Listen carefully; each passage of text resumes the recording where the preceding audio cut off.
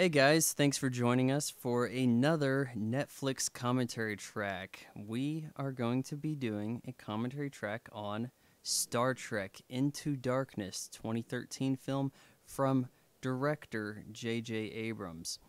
If you'd like to sync this up with your own viewing on Netflix, go ahead and start the movie right now. I dare you. Go ahead and do it. Okay, now pause. Now cycle back all the way to zero. Pause. Okay, we're at zero, right? And hit play now. Okay, so with me as always, it always counts as three times. Rob, Yeah. say hello to everybody. Hello. I said hello, everybody. Come on now. Okay, let's do that again. Hello, everybody. That's more like it. All right. Oh yeah, we got the. Okay, we just had the Paramount. Now we have the, and I can't remember the name of this production company. Surely it's associated with Abrams, right?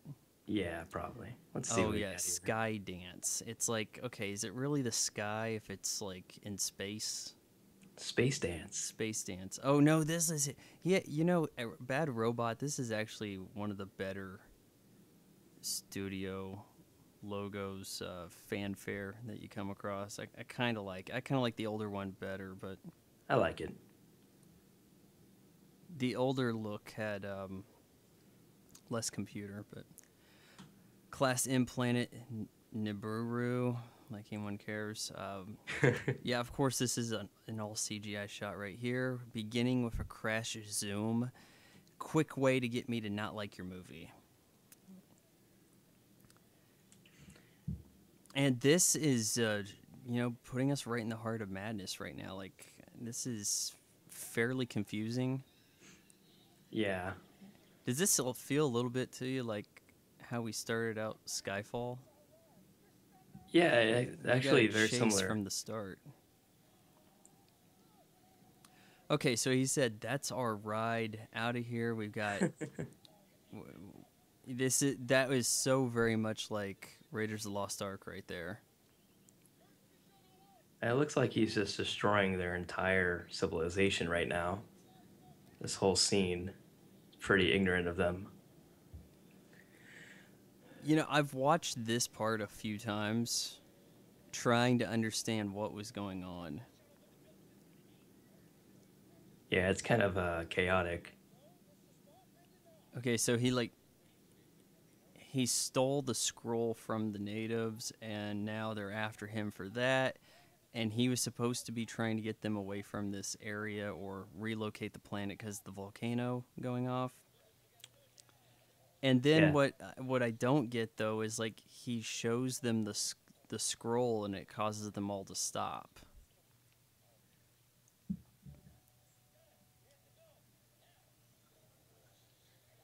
It's like, Everybody really? hectic.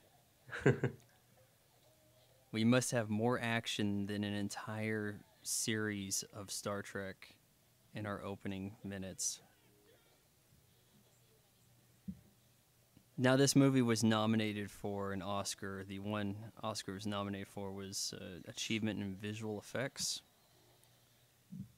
Now, how did that work? He just went down that cable, right? And the door shut. It's like, where's Wouldn't that that cable snap go? his cable?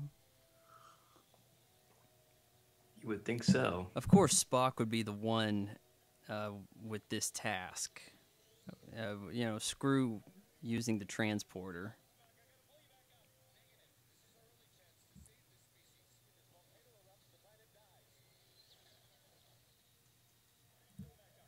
In some ways, though, I like how we're plunged into the last act of their adventure. If we are to understand that they're constantly going on these adventures, Yeah. anyways, with a very low death toll among the crew. Yeah, this could have easily been like the Yeah, ending look of how a movie. easily he could have died right there. He just happened to land on the one rock that is withstanding this volcano. Oh, see, even he acknowledges it. Oh, Uhura knows that they have to get him back. Clever girl.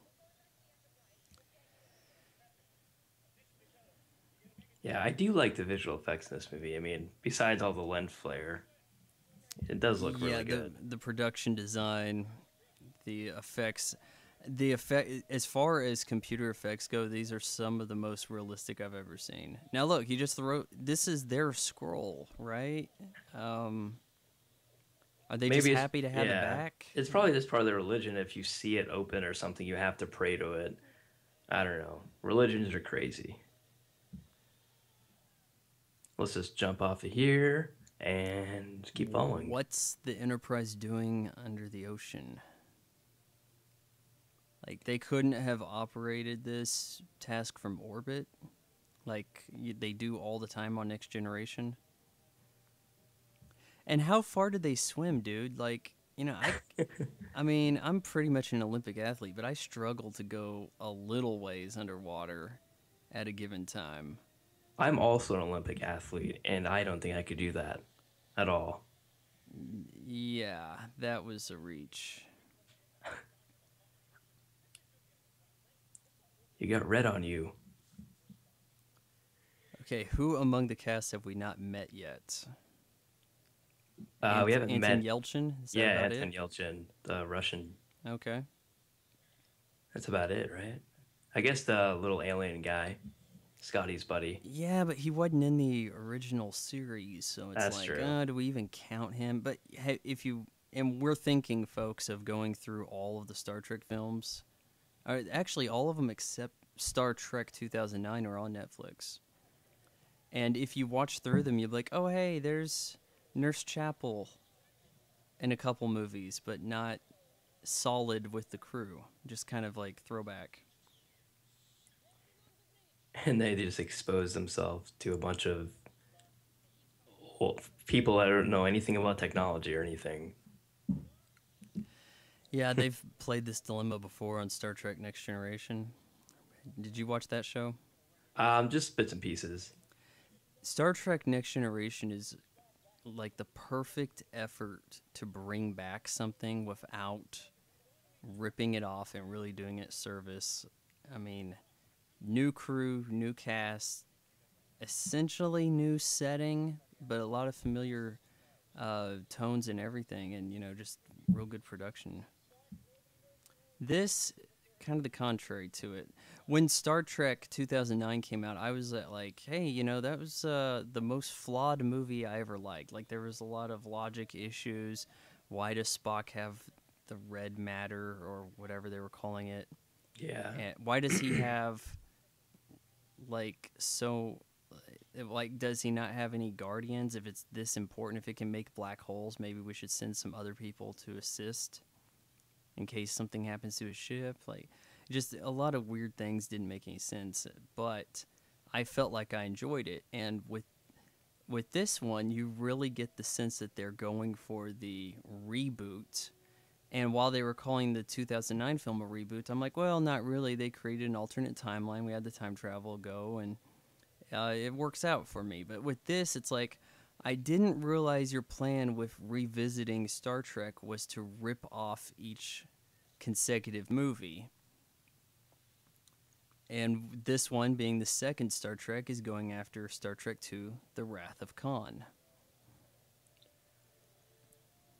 Yeah, they Alright, just flip up a few things. Natives But are wigging out over here. They have found their new god.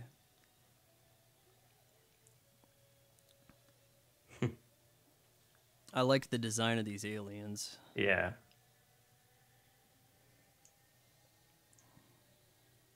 I probably shouldn't call them aliens on their own planet.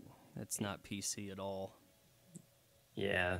They're not being invasive like these guys up here in space.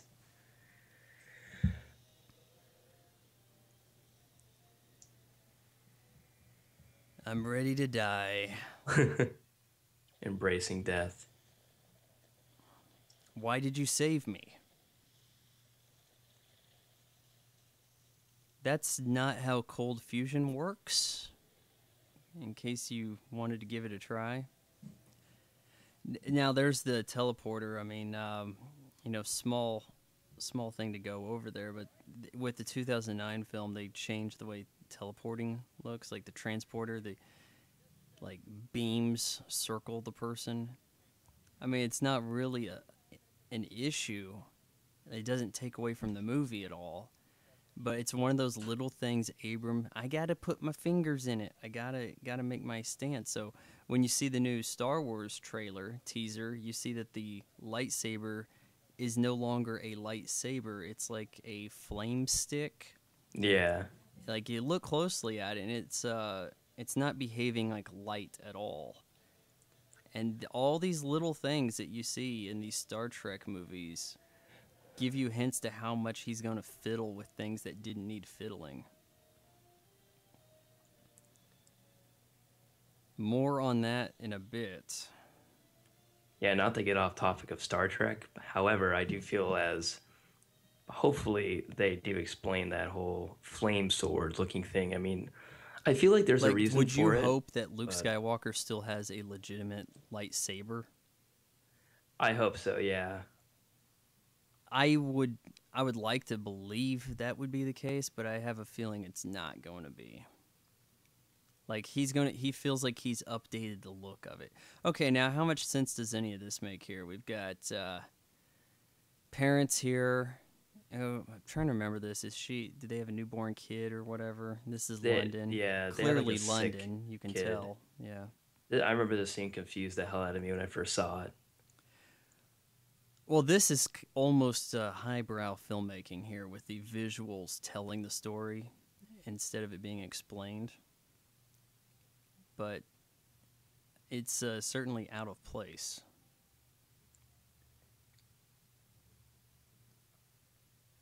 Yeah, I remember watching this scene. I'm like, do I know these characters? What's going on here? Yeah, look at that. We got to have different kinds of gurneys and stuff in the future. Okay, so yeah, they had the sick kid, and then it's like, okay, here's the deal. In order to pay for your kid's health insurance, which, by the way, I could have sworn that in Star Trek they don't have currency except for the Ferengis because they're dicks. So like you can't actually pay somebody off with bribes in Star Trek, Abrams.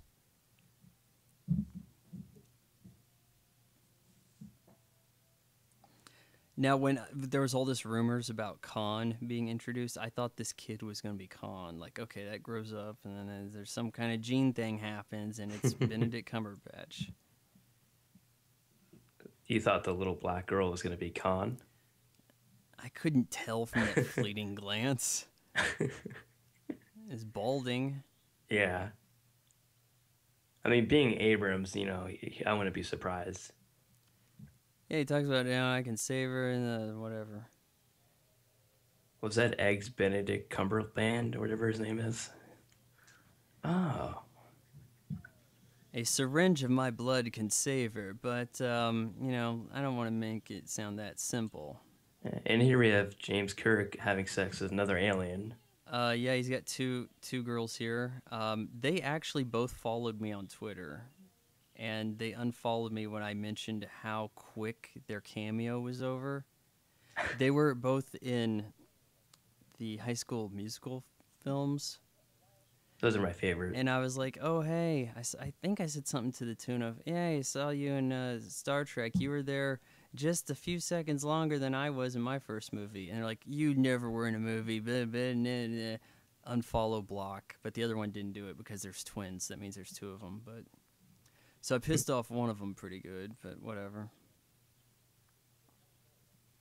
But of course, you had that scene there so that you get the impression, in case you missed the last movie or 40 years, that Captain Kirk is the ladies' man. It was basically the same scene, like from the last movie too. It's like, did you really need to show us that again? It's the same scene from every episode of Star Trek.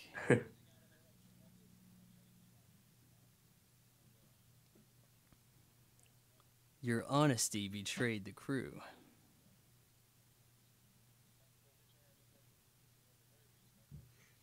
Something about Chris Pine's hair looks really unnatural right here.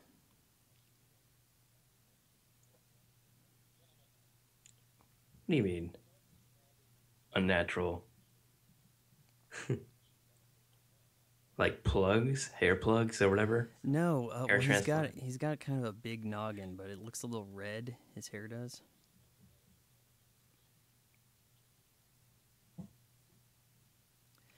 Owned. I always felt like the guy who plays Pike looks like a different version of Michael J. Fox. Man, He I can't remember the does. actor's name, but I've seen him. You know, you seen him around for a number of years. He was the evil husband in Double Jeopardy, opposite Yeah. Ashley Judd. I think his name is Bruce Green something. Ah, Green yeah, yeah. I think you're Green right. Tree or something. I don't know. It is a Bruce. Yeah. Yeah. I like him though. He kind of reminds me of Sam Neill a little bit as well. I don't know, just because he's the same age, Yeah, you probably. know, yeah, as they get older, and white people do eventually become the same old white guy. Yeah. Dude, this is astonishing right here. Like, we saved the people, we stopped the volcano, and now I'm no longer captain. Even though in the previous movie I saved the planet, I saved the Federation, but, you know, just forget that. I guess I'm demoted. It's a little bit of a bullshit reason. You think they enhanced his eyes there to try to give him some kind of Shatner blue eye thing? It You kind of looks like know, he's got some bubblegum lipstick as well. yeah, I think they definitely enhance his eyes. And I remember watching this last time, and I was like, is he wearing makeup? He's got pink lips, which I'm sure he is wearing makeup because it's a movie.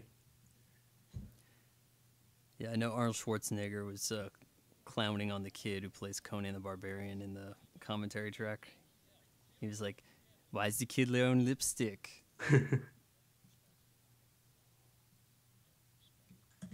All right, look at that shot, reverse shot right there. You want to get kind of the out of focus, framed who you're talking to there.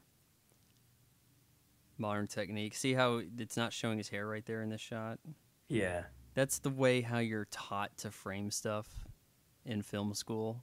And yet everybody wants to back up, show the top of people's head, a lot of headroom, and crap ends up looking like local TV ads. These have been very slick productions. Wait, so you're complimenting a film? That's crazy.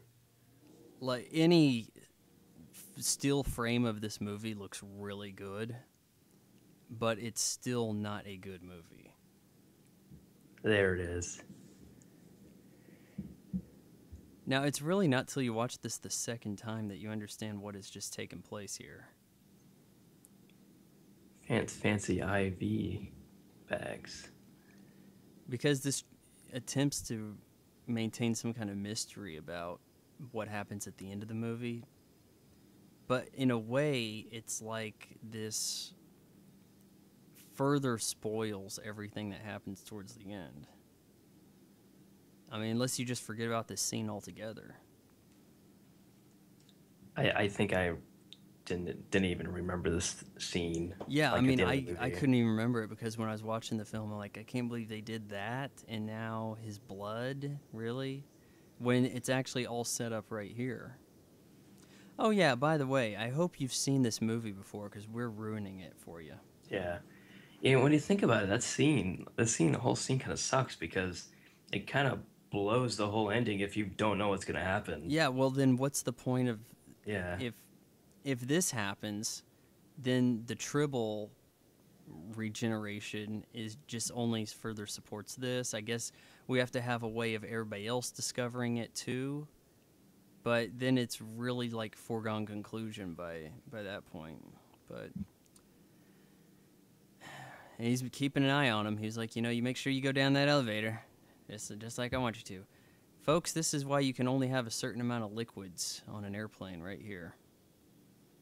Exactly. I think it's insane how much damage this does too. Even in the future, this, I mean, if terrorists had stuff like this in the future, Oh yeah, we'd be done. there wouldn't be those kind of buildings in London, I'll tell you that. Well, Alka-Seltzer. Yeah, they would have jihaded all of those suckers down.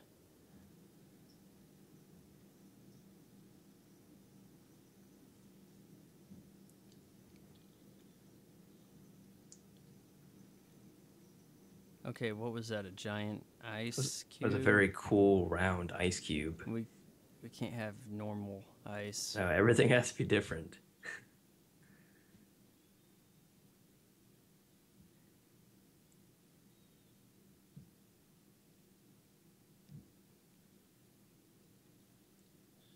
Oh, not you again.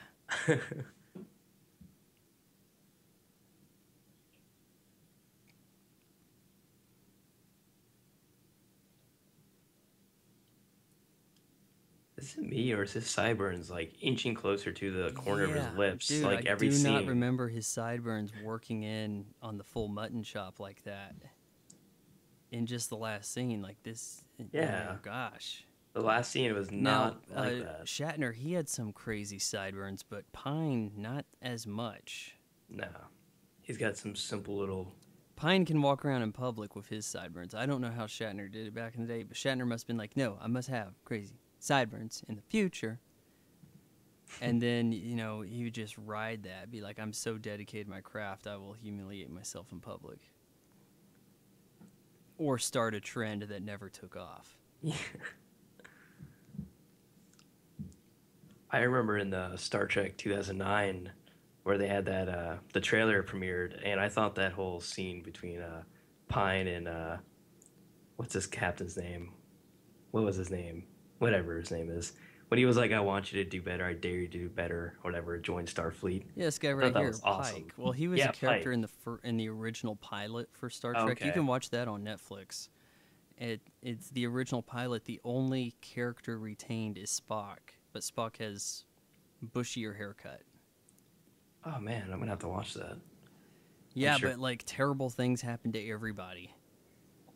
But the second in command on that episode ended up marrying Gene Roddenberry, the creator of Star Trek, and she voiced the computer and played Counselor Troy's mom. Another fun fact by Von Fry. Yeah, so if you know a show's going to take off, marry up. Marry into that biatch. It's almost a shame that their phones in this are not as advanced as what we have right now. Yeah, 'Cause, that's a piece of no shit. one's working the flip phone right now, yet back then, flip phones, oh yeah. I guess flip phones are better for movies because they make a sound when they open. That's the whole Oh, reason. whoa, Shatner is Supposedly. all about the dramatic Oh, yeah. Did you ever hear flip the around. Scorsese talking about The Departed, how he chose to like use flip phones and like he even added audio to every time they opened a phone. It was like whoosh, whoosh. No, I hadn't heard about that, but It's supposed to be when that was dramatic. made, they didn't have iPhones. So, I Oh, mean, that's true. but still, it was like, whoa, how are you able to text with the phone in your pocket still without looking at it? Like, you really know your buttons. Yeah, people nowadays probably can do that because we're so like, obsessed. But 2006, that's not so long ago, but times are different.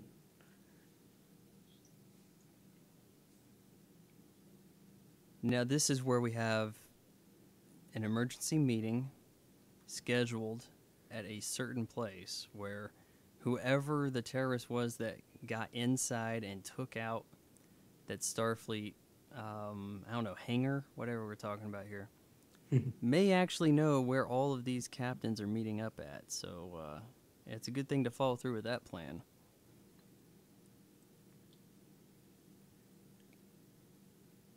I think Zachary Quinto does a fucking awesome job as Spock. I think it's perfect. Yeah, in trying to rate the performance of each of the cast members, it's hard to say who's really the best, but I mean, I think he's quite good. He's so good. We got RoboCop over here. Now, when this stuff's kind of going down, when you won't have your reboot getting thrown under the bus, you have to have somebody from an original show off that people can get behind. Oh my God, it's the original RoboCop. And then RoboCop. Oh my God, Batman. And when you see him in any type of current, film or TV show, I automatically am like, oh, he's going to be a bad guy in this movie or show. Oh Just the yeah, way he's dude. been Like doing it everything I've recently. seen him in after RoboCop, it's like the worst bad guy in the world. Yeah, like he was in Dexter a few years ago, and he was bad. Just He was haven't on seen him 24 good. and killed like, or got a whole lot of like, regulars on the show killed off. Oh wow. And then Jack Bauer gunned him down from just out of spite at the end. Oh, look at this. This is give me a break technology right here. You take a Yeah. picture from all possible angles. How? Super cool, but very unbelievable. However, this is Star Trek, so I'm not gonna get too worked up. Now his sideburns seem to be back up closer to his ear this time. Oh, I got to keep an eye on that because Keep an eye on the sideburns, they were man. working it. They were almost at level with the mouth. Yeah, man. Now they're up, but I bet you next time we see him, they're Um, gonna be touching his lips. yeah, I think they're definitely more sideburn than beard. Like in that scene at the bar, it was straight beard. Yeah.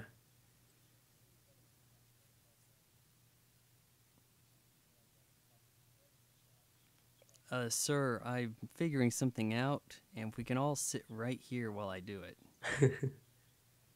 How do you feel about Chris Pine as an actor? I've seen him in a number of movies, and he plays the same role in every movie. Yeah, definitely agree. Clear the room. He's kind of a frantic actor. Like, I, I wouldn't say that he's pantomiming the Kirk that we know from William Shatner in the way that some of these other characters are. Which, okay, Bones, played by God, you know, That guy from Doom. yeah, or uh, God damn, when you said Doom, I almost had it, but Are you talking Judge about Carl Dredd. Urban? Anyways, yeah, Carl Maybe? Urban. I mean, he's doing a really good job of being DeForest Kelly. Chris Pine is doing a terrible job of being William Shatner.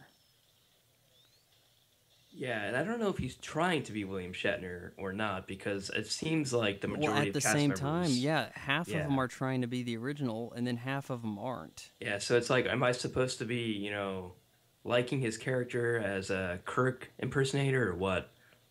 But he's That's the not risk of liking it. trying to, like, okay, the success of the original Star Trek films is based on you having affection for the characters because you watch the show and you're like, yay, they got a movie, they're finally getting big screen treatment. And now they're taking those characters and trying to reap the benefits with new faces that we don't yet care about in these roles. And you end up with Chris Pine. Who I mean, I can stomach him. I'm just saying that he Yeah. doesn't bring anything to anything at all. I saw him in a zombie movie that didn't actually have zombies in it. He played the Car same Oh, character. was that Carriers, perhaps? Carriers, yeah. Yeah. Dude, that chick that lived at the end of that, she survives every movie with a high death toll. She's in the Captain America, Winter Soldier, and she's like the star of Revenge. Emily Van Camp. Oh, okay. Yeah, she survived the Ring too. I mean, it's just like she does not die. Okay, so we Yeah. took this thing down, but the guy teleported out of it at the same time. Though I'm sure he probably didn't actually need to be there because this is the future, and he probably could have had a drone do this stuff. But A little sad moment here with Pike. some people saying that they were expecting him to die. I was kind of surprised. Like I didn't think it was going to happen really. I was surprised. I mean, especially in the last movie, he was captured. This movie shown with a cane. I thought they were going to set him up for future installments. Not to ruin too much with the original pilot, but the way Star Trek 2009 ended is fitting with the way the original goes down. They actually didn't bring the actor back, but they had his character back in a later episode. And so it's kind of strange what happens. Yeah, I'm gonna have to watch that. I've never seen the pilot. Gotta warn you though, the first 5 or so episodes are really jarring because the cast changes. Like it's not till episode 3 that you see Bones or something like that. They're filmed kind of out of sequence to how they aired, Oh, and so okay. like yeah, Yeoman Rand, Janice Rand will be in there, and then she won't show up for another 10 episodes. It's like, well, okay, kind of set you up like you were like this fourth in charge or something, or like the fourth biggest player, and now you're like gone for several episodes.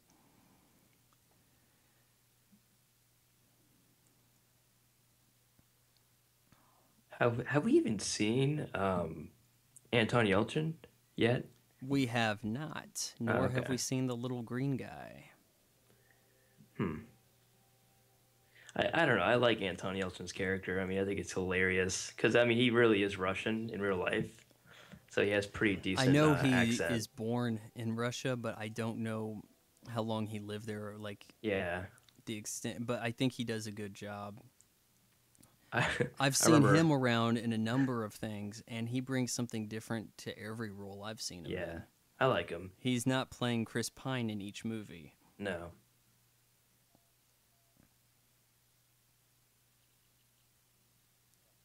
Flip.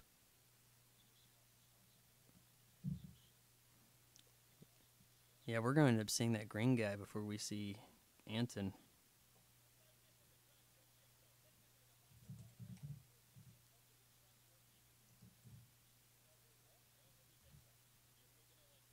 he does a good job as Scotty.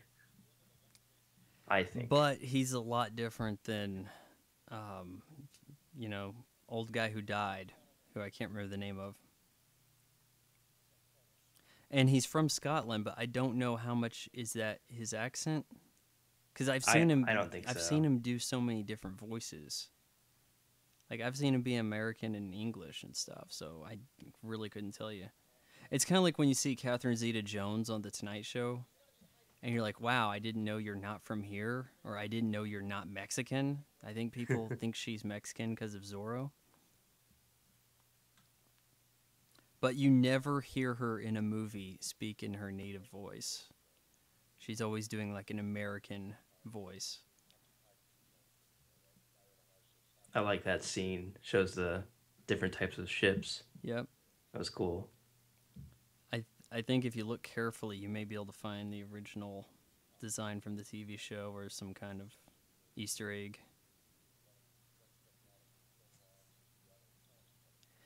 That is the kind of thing that you would expect to see on a desk in a circumstance, like that kind of attention to detail. They do a good job putting the sets together.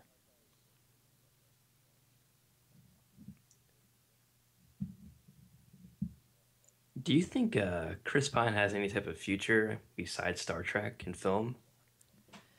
I had read a headline that said he regrets getting Jack Ryan wrong, so I think that means he already knows he's not returning for the next installment. Yeah. All the Jack Ryan films are on Netflix. Would you guys like us to talk about them? Yeah, let us know in the comments because I'd be willing to sit through his new film. 3 of the 5 are really good. Chris Pines isn't one of them. Yeah. I actually I just picked up the Hunt for Red October on Blu-ray recently because I haven't seen it in years. Oh, I'm gonna that's have to too give that bad a because shot. it's been on Netflix for a while. You could have saved some Yeah, dough. I know. I just found that out like the same week. That will happen on occasion. It's like, oh my god, it just came out. Yes, I'm picking that up. And then, like, a few days later, it's on Netflix. Yeah, gives me a reason to really watch the special features and get my money's worth and listen to an actual commentary that I can listen to, like take some hints and tips, if you will. All right, what were they arguing about right here? Nothing too important. Nothing important. They're going to go check out this this place he may have transported to from the coordinates on that portable Klingon. transwarp device, Was it Klingon space territory? transporter. Yeah, they have to go to territory they don't need. Don't. It's a covert mission. They have to claim that the Federation's not behind it. Blah blah whatever. Oh yeah, okay. I love the Now scene in Klingons were actually in the original Star Trek, but it was like a deleted scene, and then it's kind of like now that you know what Abrams did to the Klingons, you wish they hadn't like at all. You're kind of like, wow, you guys had a bad idea earlier, and then you had time to act like that didn't happen, and then you stuck with it. Wow, that's quite pig-headed. And what are you saying you love here? Because there's really Oh, nothing to love. yeah. Well, I'm actually referring to the Star Trek 2009. I felt there was more comedy in that film compared to this one. Oh And yeah, definitely. the scene where he was Here, like blowing up and getting huge, he was swelling up. I thought that was hilarious. here's oh gosh, forgot her name because I don't like her. I do not like this actress, Alice Eve, Alice Eve. Right? she's nice to look at. That's about No, it. she's To weird to me, look at. she is kind of generic looking. I mean, she looks like a generic blonde girl, I believe. I mean, blue eyes, blonde She's hair. got some kind of weird chin thing going, and her teeth. It's like her teeth are always kind of jutting out in an odd way. Like she can't control her smile. Maybe she got veneers that are too big for her like natural jawline, so it's like her mouth is struggling to close. Yeah, I wouldn't throw her off me or anything, but I think I know what you're getting at. I think your attention would be in other places. Yeah, I wouldn't be looking at her veneers, if you will.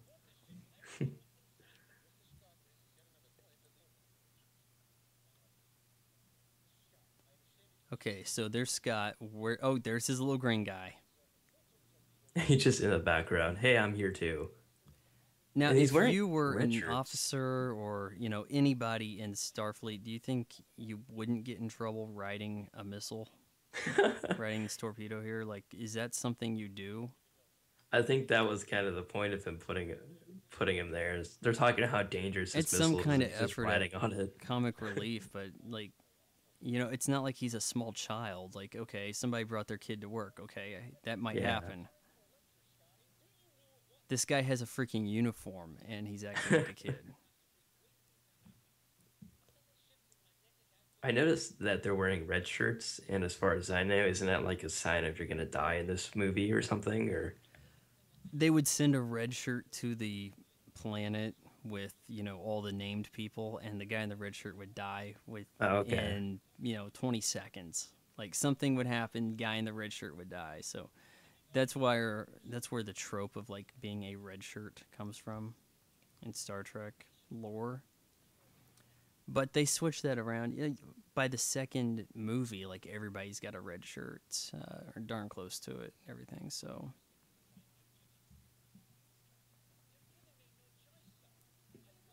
this is pretty hard right here. It's like you're fired. Yeah. I was like, man, are we not gonna get any more Scotty the rest of the movie? I mean, I know it's a big cast, everybody needs their FaceTime, but wow, that's harsh. And your little green guy, He because you're essentially the same person.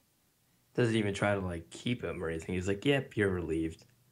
It's like he's pretty important to your ship. He's talking about how there's something up with these torpedoes. I don't trust it.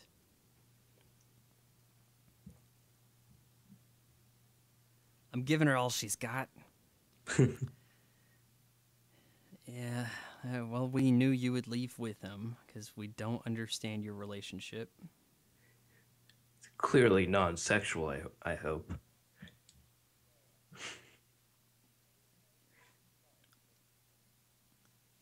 Now, who gets to wear yellow? Is it just Kirk?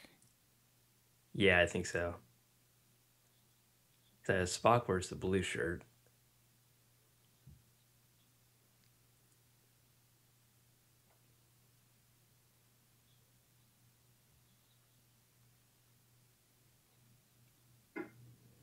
Is there a I think difference the between their turbo lift was logos? really quick in Star Trek 2009. There was no time to have a conversation in it.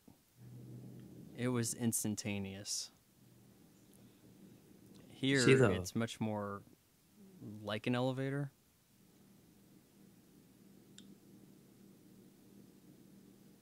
yeah, what's the I don't understand There's like Anton. on their emblem, what's the difference between logos? Like they have like a ship thing on theirs. It looks like Spock's is different and Ahura is different as well. Oh, they do. I thought Yeah, all like everybody had the Starfleet insignia, which changes every few movies. In some minor way, that is. Yeah, I noticed hers was different, and so was It Spock's. looks to me like yellow shirt means belongs on the bridge. Okay.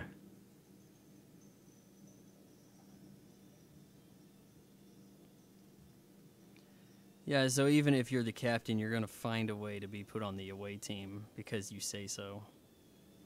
They have cut down on the lens flare. It's still some there, but I mean, that 2009 film is just a Oh my lens God. flare simulator. Yeah, I remember being in theater and I was like, "Oh my eyes!" Like it was blinding how much they had. I've actually, in shooting some student films, put some pretty kick-ass lens flare into projects, and they ended up finding ways to edit around it, even though it looked amazing. I was like, what are you guys doing? I think lens flares I kind think of that got a bad rep.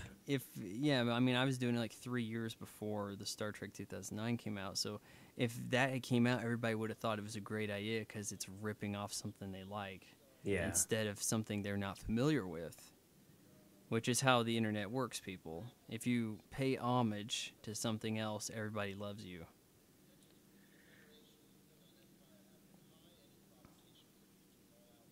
I remember there's one shot in this movie. They show her wearing a bra and panties, and I was like, "Come on!" Like it was cool. No, I I liked it, remember it but being I was all like, over the TV spot. Like, "Oh, this is why you want to go see the movie, and it's just, it was a little too much in my face." it's like Star Trek. We've got explosions, Chris Pine, chicken underwear, Star Trek Into Darkness. And I just thought, man, they are really doing everything they can to the geeks. They know who they're after, they know what they want, and they're giving it to them. That chair does not exactly look super futuristic comfy, does it? No, not at all.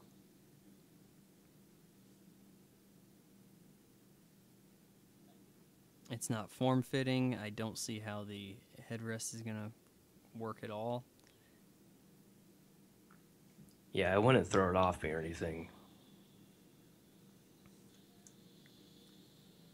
Yeah, warp space travel looks a lot different in these movies than it was ever depicted. That's not to say they have a different kind of drive or anything, it's just how it's going to look. And I'm telling you, you add all those little things together, we're seeing what the lightsaber is going to look like from now on. Flame See, stick. see his logo thing? It's a little It's different. silver, yeah. Yeah, but like in the middle of it, it's a little different than some of the Okay. other cast members. I don't know if it means anything. I just I'll picked it take a up. look at that. It looks like he's got some kind of egg with ribbons on it, on his logo. Yeah. You lied about your last name. I didn't want to tell you guys. My dad's the Admiral.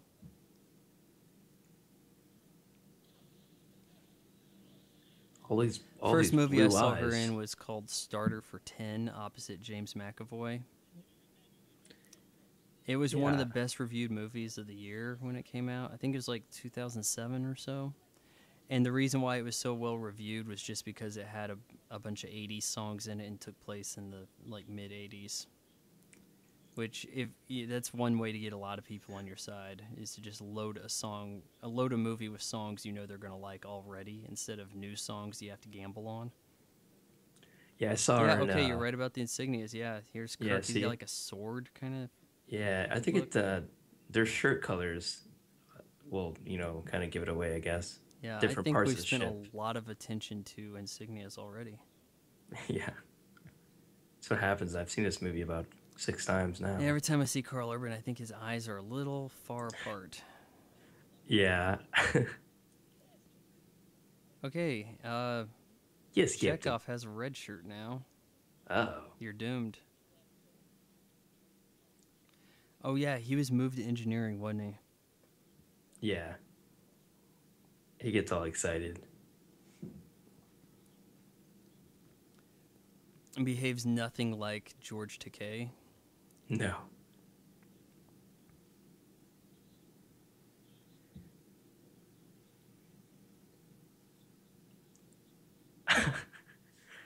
Man, I love bones. In the original films, particularly the films, and to a large extent most of the original series. There's like a trinity between Kirk, Bones, and Spock, and the three of them were the centralmost characters. In these movies, you get the impression that the trinity is Kirk, Spock, Uhura. Yeah, definitely. And I feel like as good as Carl Urban is as Bones, it's like he's so far in the background. Yeah, I mean, Bones is probably my favorite character in this movie and the last one. I mean, just watching him, I wish he had more screen time. Those guys are dead. Yeah.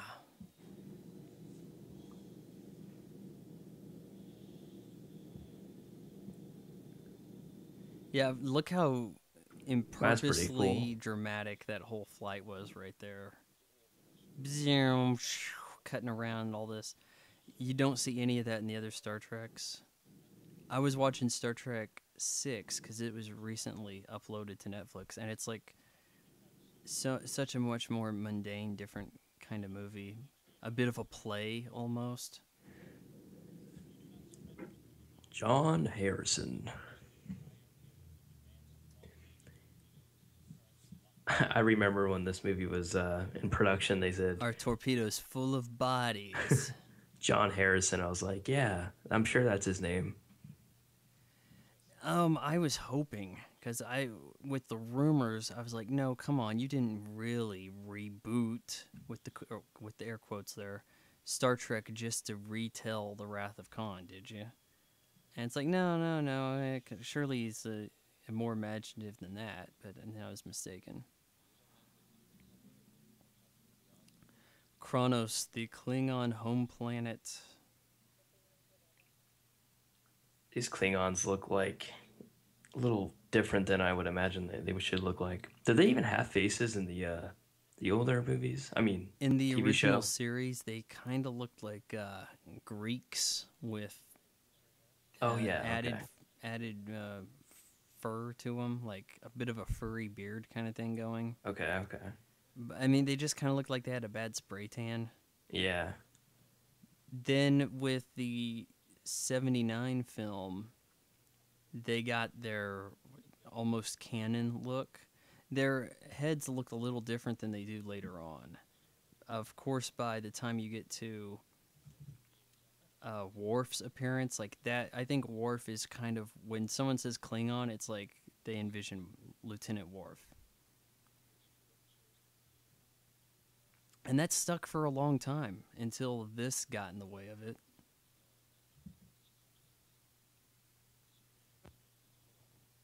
Oh yeah. Worf, is he the gentleman with the big ass forehead? Yeah, the Okay. black guy Okay. who was not the slave from Roots in Star Trek Next Generation.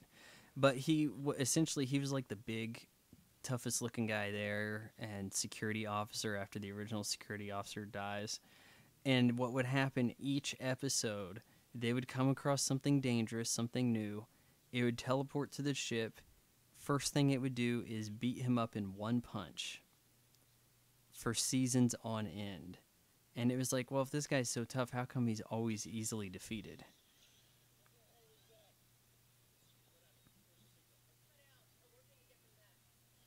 Oh, she's working to get him back, all right, pushing that same button. Yeah, of course, we have our Star Wars style flight here. Do you get the impression, like I do, that Abrams is auditioning for the Star Wars director job with this movie, with this and the previous Star Trek? Definitely a possibility. I mean, it has a lot of the same Yeah, this almost is not sounds. like Star Trek at all, right here. I feel like when they cast or when they put together the crew for the new Star Wars, they're like, who made the most viable um, space movie lately? And there weren't any movies I can think of. Like, at the time they announced that, in like just the previous 5 years, there was only like two films I could think of that even took place in space, around space, whatever. Star Trek and Panda. What was it called? Panda Mariam or something with Dennis Uh, Quaid and yeah. I forget what that movie was called with Ben Foster. yeah, it wasn't very good. They It said had its moments, but Pandemanium. it's something like Pandemanium. Pandamon. That's what we're gonna call it. Yeah, it's called Pandemon. That sounds good. But those were like the only two movies. Like the space thing had really died off. They just said, "Okay, we have a space movie coming up. Do we have anybody who can do space?" Well, there's a Star Trek. Okay, fine, get the Star Trek guy. And of course, as he's making this movie right here, he has the job for Star Wars. So we have one guy controlling two conflicting sci-fi fantasy. It's certainly more sci-fi fantasy than Star Trek. This is supposed to be sci-fi. Controlling the two big franchises. Yeah, I can't think of anyone else, honestly, though, out there that could even, you know, do Star Wars Episode 7. We brought you with us because you speak Klingon. Go watch Star Trek 6, where she is the linguistics expert and does not know Klingon. Oh, God. And that yeah, that scene actually is a huge disservice to Uhura, and as well as like the ship in general, because they're looking through books when they have computers, and they're whipping out like all these user manuals on Klingon. Okay, do your thing. Zoe Saldana, though, has a good track record of showing up for the good movie in a franchise. Like, she was in the good Pirates of the Caribbean movie. Then she was just like, see ya. She's She in was a in the lot of first huge Drumline. movies. Oh, yeah, she was. Then she was like, I'm out of here.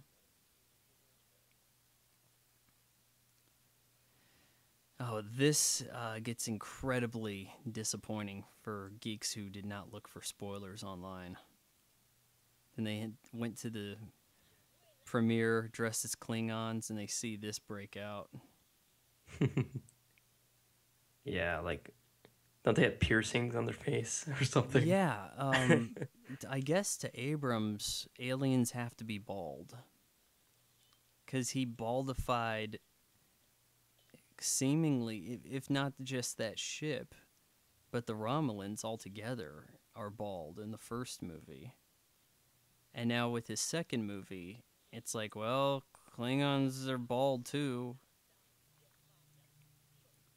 Armor, of course, very different than I've ever seen them have before. There's a lot of blue eyes in this movie.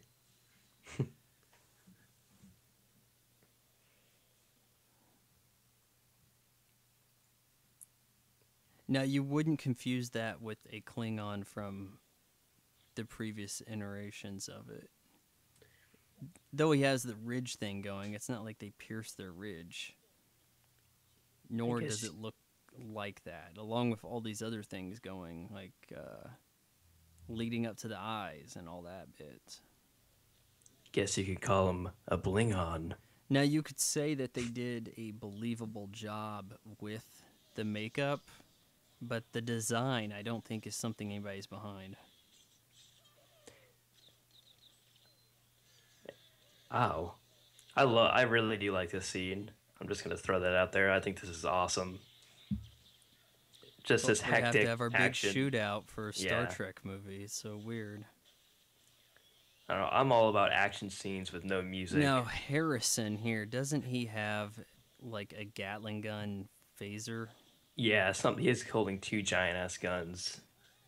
There's been times where the phaser just like phases you out. Like you get shot with it and you're disintegrating. It's like, how do we even calculate that somebody died? Like, we just bodies missing like that. But in this movie, I don't think anybody ever evaporates, like, gets completely vaporized from a phaser shot. Do you think that's like part of a concession they make to the PG-13 gods? Like, all the phasers are set on stun? Yeah, I I do. I think they did that in the show too. I mean, it was always set phasers to stun. There were people who got vaporized in the less action-packed Star Treks. Oh, okay. I mean, they weren't above that because it wasn't a bloody death, but it looked gruesome as all hell. You just hear somebody go, no, and they're gone. It's like, Christ. Now, clearly, this Harrison gentleman can't be human if he's holding these huge guns. I mean, he's gotta have some super strength, maybe. Yeah, something like that. And because he's such a genetically modified genius, he's also amazing at Halo 2. And that's how he's able to do all this shit. Now, of course, if you're a genius enough, you can like jump crazy high and do all this. Yeah. It doesn't take practice to throw knives, it takes being really smart.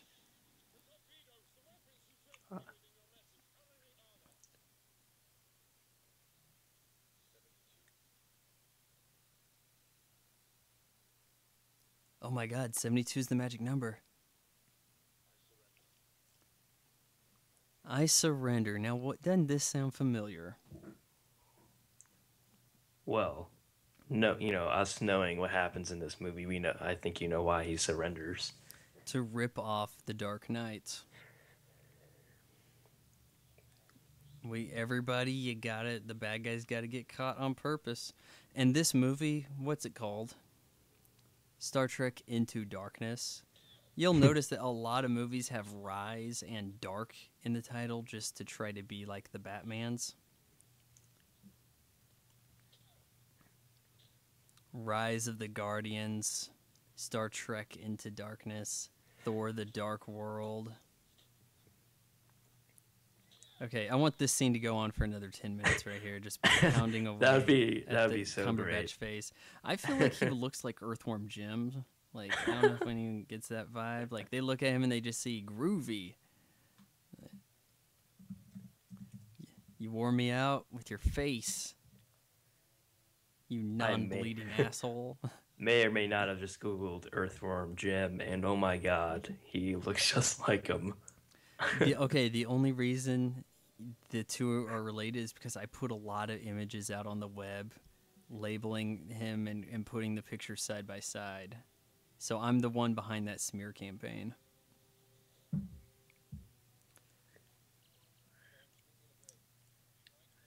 What's your thoughts on ex Benedict Cumberbund as an actor?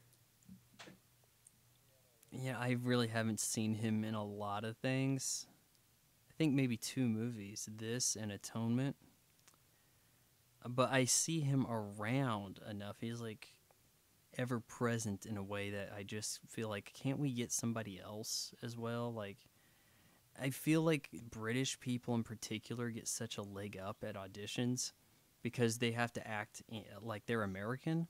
And then they really impress the casting director, like, oh my god, you're such a good actor, you can do an American accent even though you weren't born that way. Whereas if you're American, it's like, oh, you're just speaking with your normal voice. Well, that's not as much of an acting skill, so we can't give you the job. And that's why you end up with a shitload of British people playing Americans these days. Yeah, you gotta check out Sherlock if you haven't. Do they really need a blood sample? Like, is that normal? If they caught anybody else, would they be getting a blood sample? I don't think so. But maybe them seeing him jump, 150 feet in the air might kind of We got make to them play curious. around here with the healing blood, which I don't recall him ever having before.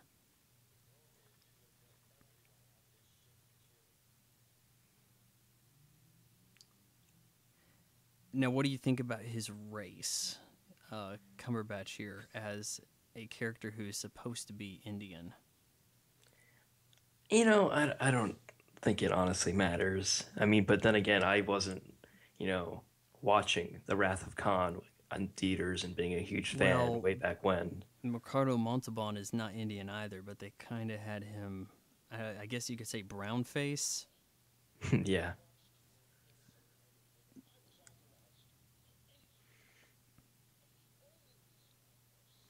Chris Pine's looking insane.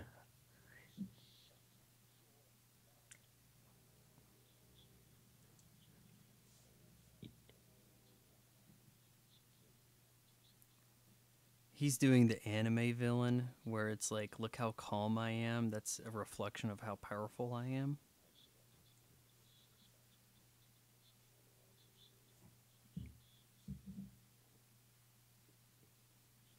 When I rented this movie, when I first saw it, I saw it on television through Cox On Demand, and it was not letterboxed correctly. Like when actually originally up till maybe about a year ago they changed it on Netflix, but a lot of movies were not presented on Netflix in their original aspect ratio. You wouldn't get the bars even though you're supposed to have the bar matting. Oh, so they would stretch it out. Yeah. Oh, okay. Now, are they in front of a force field or glass? Because there's a reflection there, like it's glass. So, I think and it's supposed to be glass I of thought it some. was supposed Well, to be some kind of shield of some kind because of the way they moved that armhole over. Now we get a sense of what pop culture is like about 300 years from now. seems pretty similar to current pop The culture. music is a little more tolerable than Yeah, today's EDM crap. get some product placement. Look Okay, how all he's right. got like this leisure suit thing on. Like he's gonna be scoring with some babes, and I don't know what you call that. Get up. The future of Yeah. turtlenecks.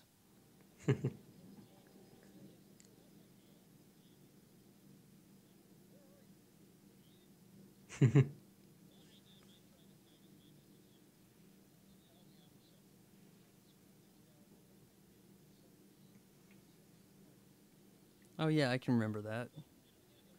Yeah, I'm drunk, but yeah, go ahead. Don't email me anything. Just call.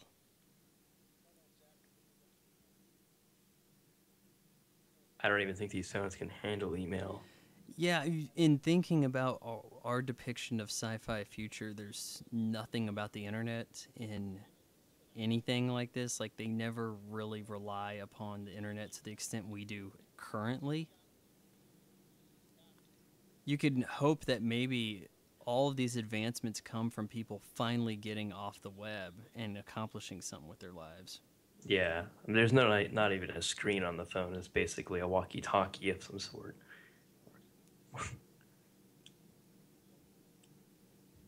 Cornfed. It's a callback to are you out of your Vulcan mind from last movie? Oh, he would say that in the other films too. That's great.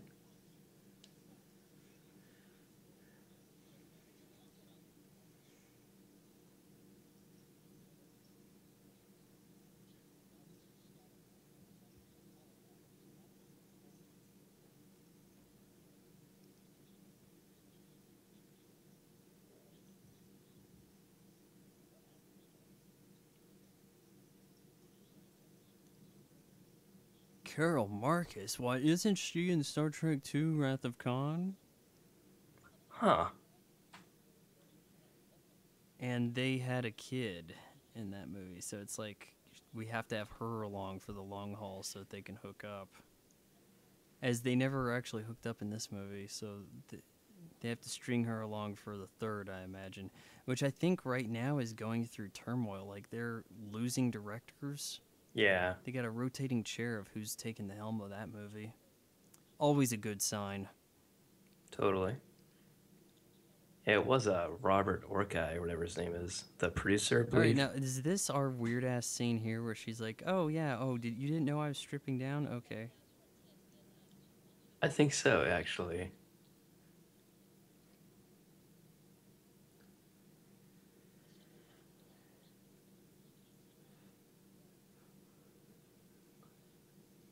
I'm not going to tell you why so that you can turn back around and look at me. Because I want you to look at me. Why is this even happening? It's just geek bait. I told you to turn around. Oh, by the way, she had to work out a lot for that shot, I can tell you, because she's always got this, like, pudgy stomach thing going in everything I've seen her in. Like, that's the skinniest she's been. And they may have even enhanced it with computers, for all I know, because there really wasn't a lot of movement right there, so it can be done. I wonder how many people that are going to be listening to this commentary just paused it on that scene and have to sync it back up with our voices. 3. I'm going to say four. That shot lasted just as long in the TV spot. Like it was a primary part of the movie. Like there was going to be bikini babes fighting in Star Trek.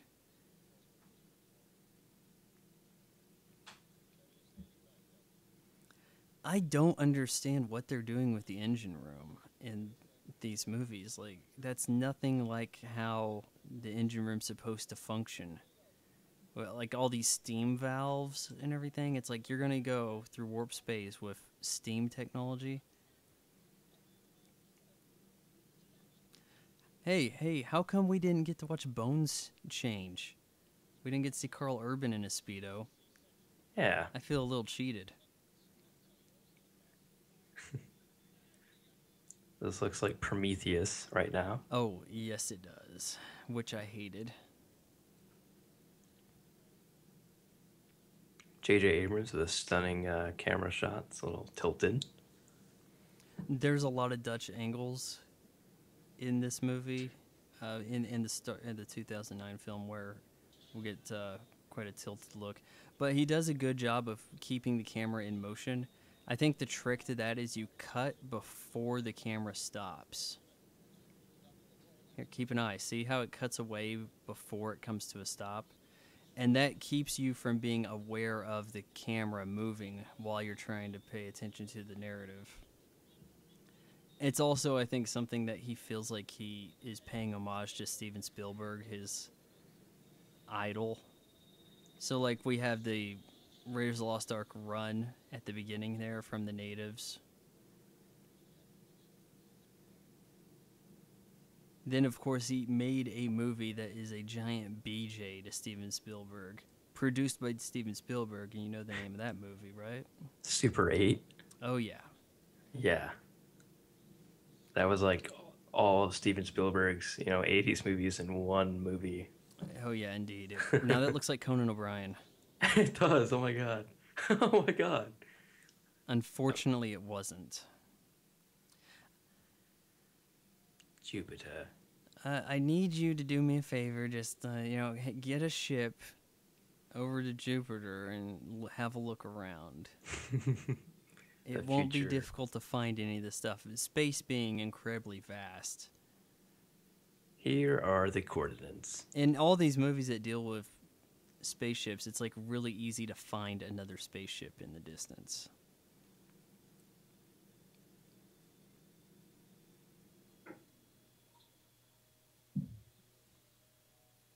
Now, they call this a Dreadnought class ship that they come up to. I think that's what they said, right? Yeah, I think so. Doesn't really sound like the kind of classification of ship that's going to be used for friendly adventures. No. Of discovery, scientific nature.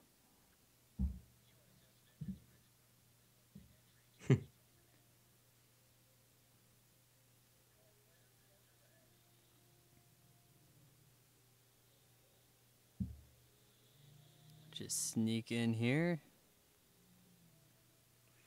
Just imagine this movie if it followed the, whole gravity thing where there's no sound in space. It would just be quiet scenes all the time. Yeah, all those exterior shots would have to be muted. But that's probably just too boring. Really I don't think it really detracts or adds to the movie. Either way, like I'm kind of just fine with it. It's not something I give like a giant, oh, well, you get a deduction for that. No, because it's Star Trek. I'm not, watching a Hubble Space Telescope, documentary on IMAX or something. All right, you're going to tell us the truth now.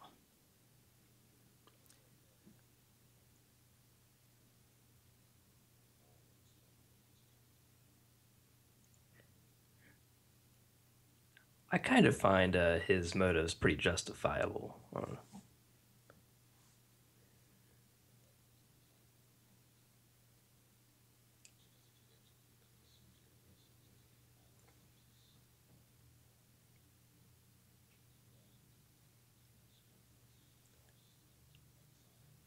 kind of a handheld shot.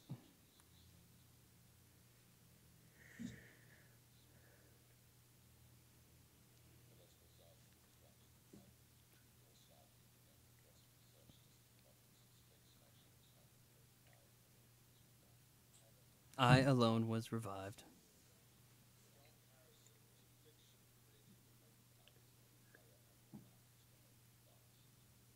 This is so incredibly ridiculous. Your plan to build new advanced spaceships is to revive a guy who's been frozen for 200 years, who needs to play catch up with 200 years of technology. Cannot buy that. Okay, 300 years, whatever. It's just, it does not make a lick of sense. No, he's not caught up with You the don't, you technology. don't like unfreeze Albert Einstein to have him design your spaceship.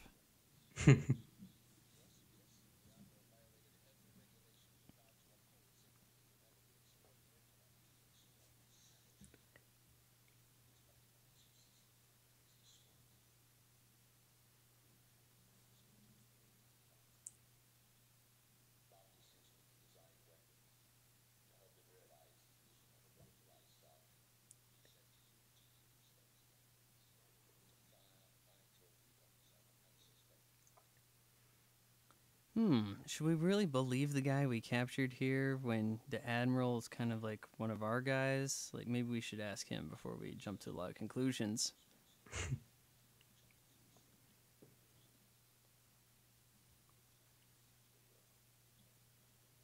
Chewing the scenery.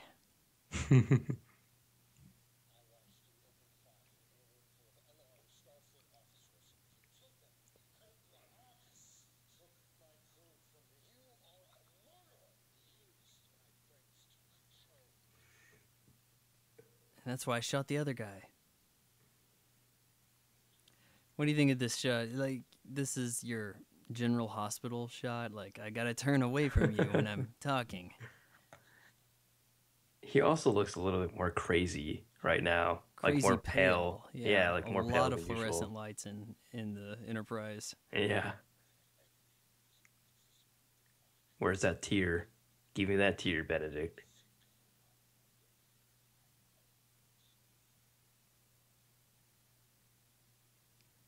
They can't see you cry, dude. You have to show them the tears if you're gonna get any points. Oh, he cried. We can see it now.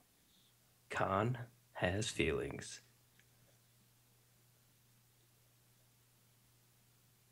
Well, I'll tell you what you'd make other people do for their family is blow up a building. Sick fuck.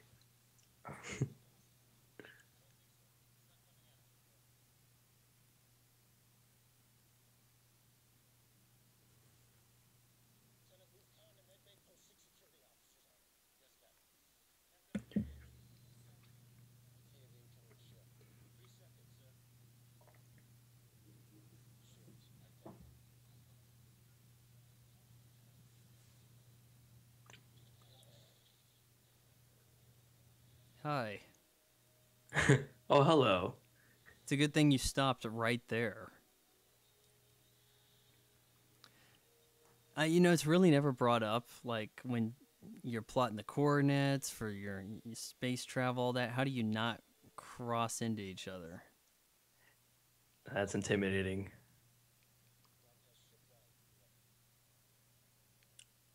And they said that this giant ship has a lot of automated systems, so it has a very small crew.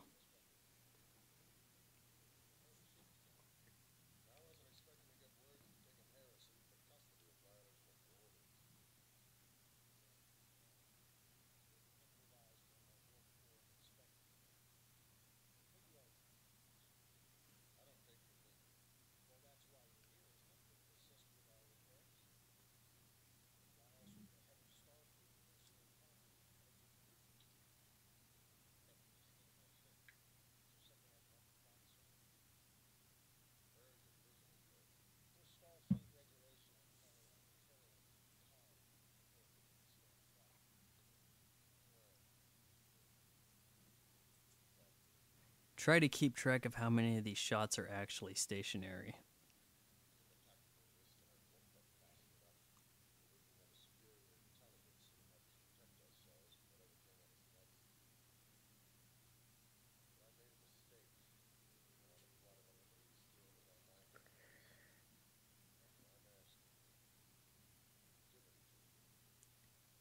I don't see any stationary shots. No. See, I tried to tell people in college that you need to have far more tracking shots than they were willing to accept. No, no, you can't do that. No, this is blasphemy. No. It'll never catch on, Vaughn. You're an idiot. There's also a lot more shallow focus in this movie than I see in a lot of other films. Like, look how bland and boring the Avengers is compared to some of the stuff going on here. Where see how we have multiple layers of actors, and some are in focus, some aren't. And as you blur the what they call the circles of confusion, see behind RoboCop there, you ended up with those the lights behaving that way. Yeah, I think J.J. Abrams is probably a better director than Joss Whedon, for sure. I Whedon's think got the that good he storytelling, but puts, yeah, for visual storytelling, I think he does a good job there. I don't doubt that the new Star Wars is going to look really good. I just think that at best it's going to be good, and at worst it's going to be abysmal, but cannot possibly be great. yeah, it cannot possibly be as bad as the prequel trilogy. I It's don't think that's probably not possible. going to be as bad as the prequel trilogy. There's a certain amount of talent and oversight into the process, but all that oversight will also stop it from being great. Punch it, Chewie. Leave a trail of dust rain drops.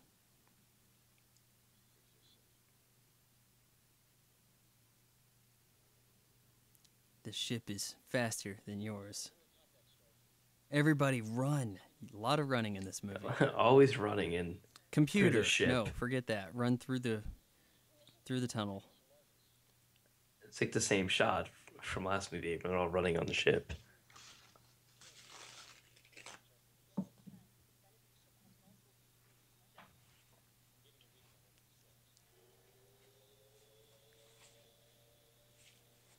I don't understand this. That sound is pretty appealing to my ears.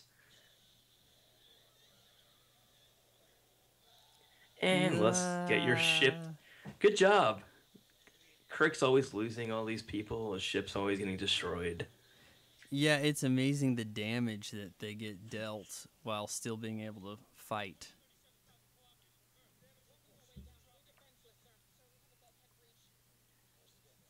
It's crazy. He's a captain still, and he loses so much people. Yeah, like I was saying at the beginning here, we see the end of their last journey, and it's like, wow, all of your main people are still alive, and you're always doing dangerous stuff like this. Like if you're not an officer on this ship, good Yeah, you're luck. done. Dad, stop. Okay, I'll stop.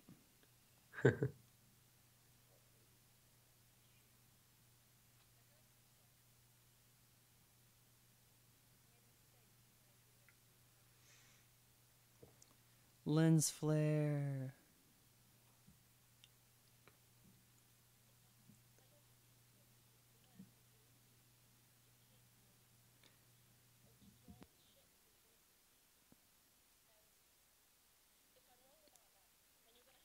Now, why do they have different uniforms altogether?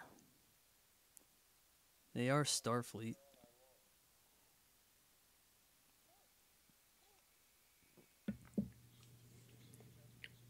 Oh, See, that's the way people die in the other Star Treks, is with that scream disappearing.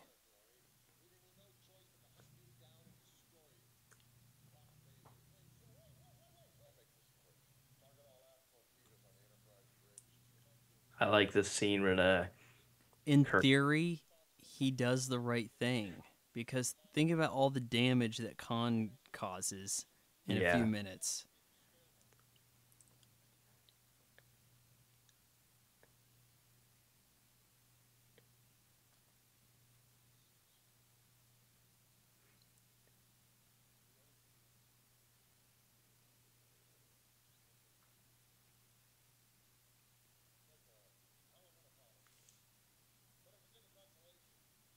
it's like, no, I'm okay.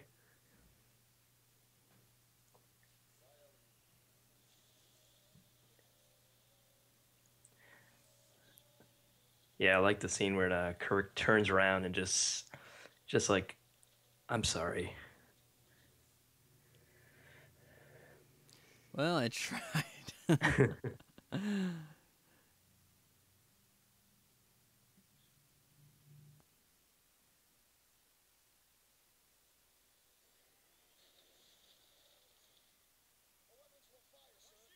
Now this is Scotty's doing, right? Yeah, Just in time. just in time.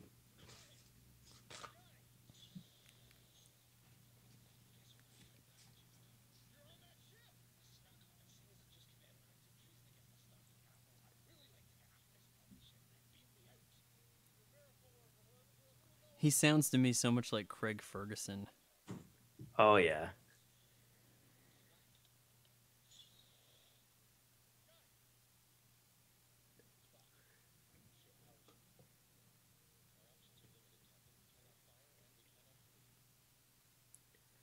Okay, so what can we do?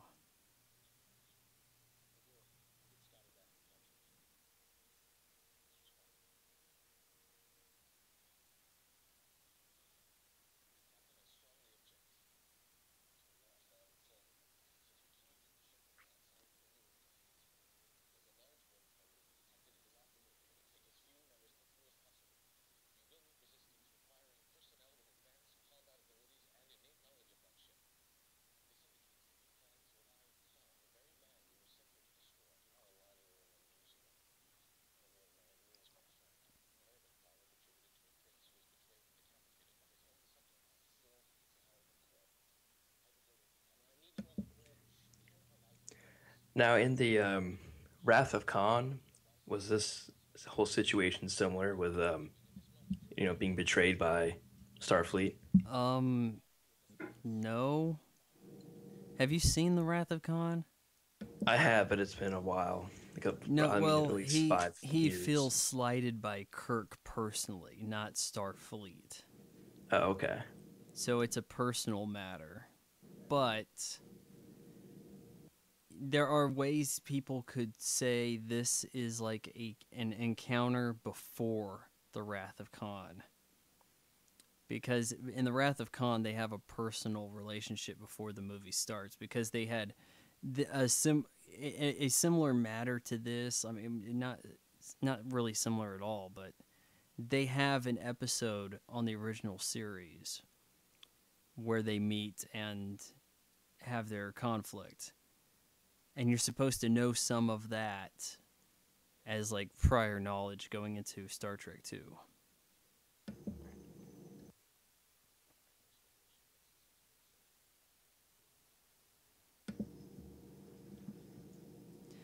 I wasn't paying too much attention. He give his "My name is Khan"?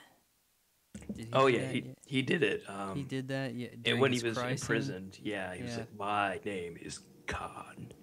it's like, are we supposed to know that name? Like, you say that like we're supposed to be aware of it, and we're not the audience. Yeah, when he said it, Kirk was like, "Okay, anyways." Yeah, like you could have been Harrison still. Like it matters. Like, but for the audience, it's supposed to be like, oh my god, he's Khan. Yeah. Why would he do this? We took a blood sample for the hell of it, and we're messing around with tribbles.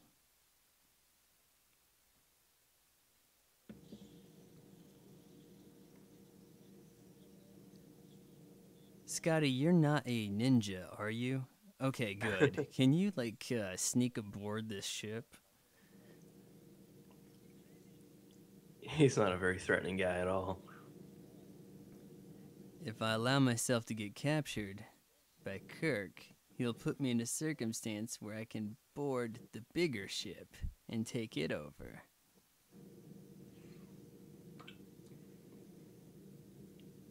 Wow, she really hadn't had anything to do since talking Klingon, had she? No.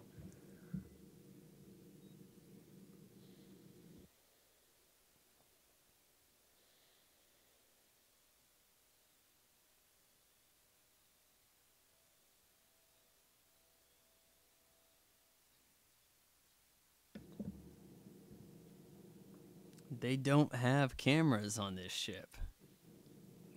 I don't know. It seems like a lot of the stuff that we use nowadays does not exist in the future. Surveillance of No. any kind. Oh, well, you know what they do have in the future is a camera that can take a picture from any angle.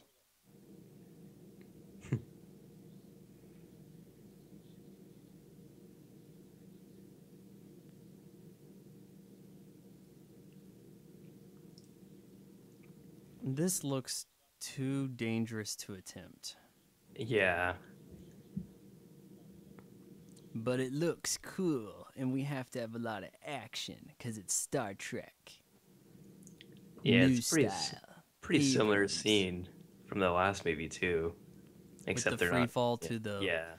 to the mining apparatus. Yeah. It kind of reminds me of that Red Bull jump that guy did from space.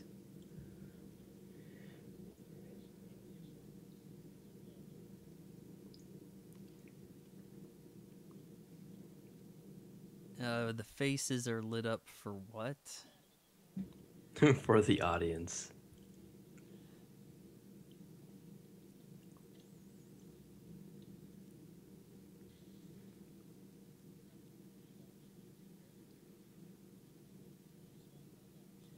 Yeah, of course, there's a debris field to make it more interesting for the audience. Yeah. It's gonna be really exciting now. All right, they're preparing for the space luge.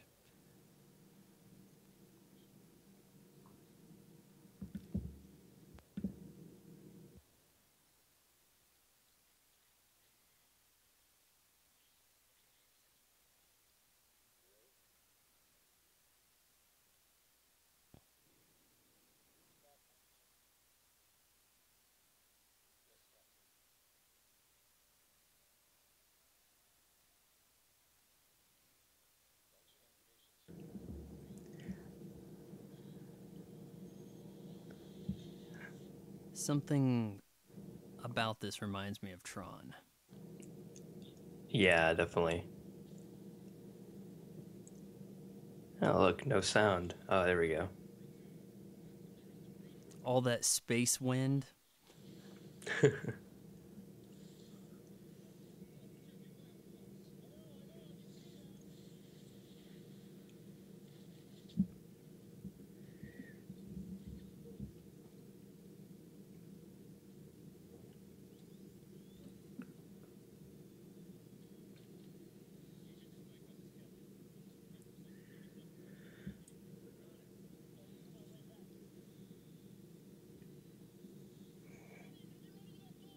Now they made a Star Trek video game. I think it might have been called like Star Trek the Game, something like that. Now I think it carried on from this movie. Did you know anything about it? I heard about it. I never played it. I heard it wasn't very I good. think it was like a shooter, and it had the voices of the cast. But a shooter and Star Trek? Come on now. No, it's stupid.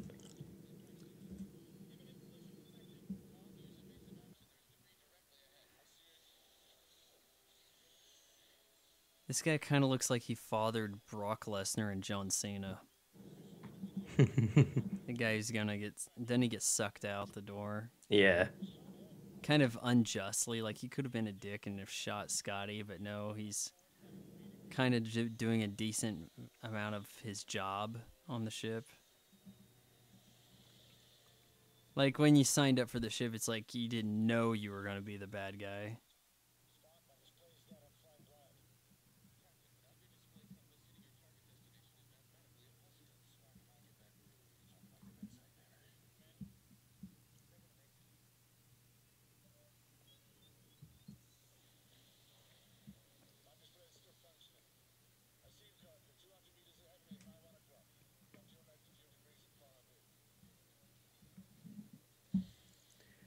Working together, teamwork. I'm going to make him think he can trust me. Yeah.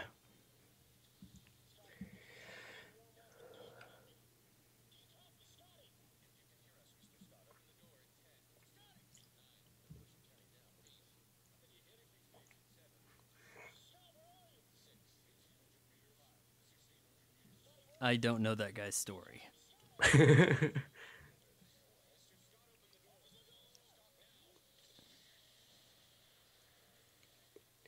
I know, it's like, really, They this would guy have could have been a good slammed into that guy. guy and killed both of them. Yeah. That guy could have been a Maybe decent dude. Scotty said sorry because he was thinking he might live. Look at that, like, landing space they got. Like, that's extreme.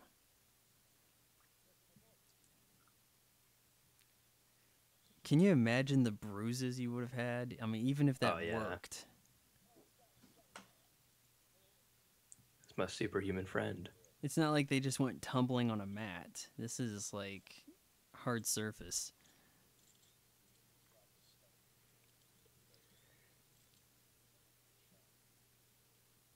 Of course it is.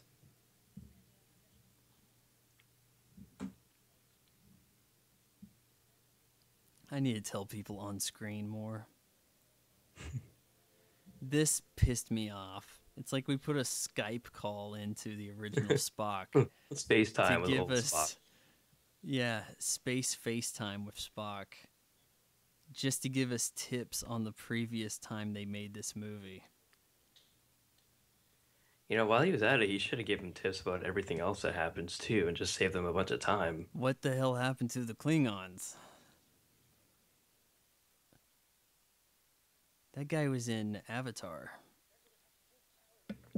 Had Which guy? the guy who just said they're on deck 13.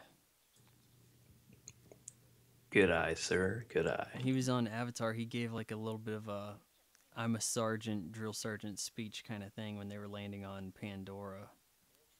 Pandamon. And then he left. Oh, the movie was called Pandorum or something, wasn't it? With Dennis I don't Quaid. remember. I don't remember that. It started with a P. It's supposed to be the name of the space sickness that drove him crazy.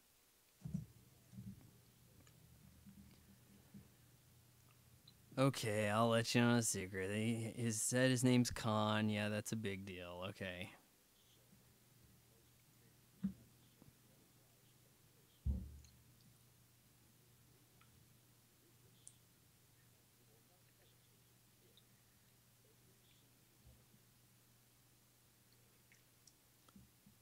Is this necessary to bring up at this point? Like, they already sent him over there. I know, it's like, you could have told us before we started trusting him a little bit. I'm glad we have original Spock on call. Yeah. I was like, what is he up to in the meantime?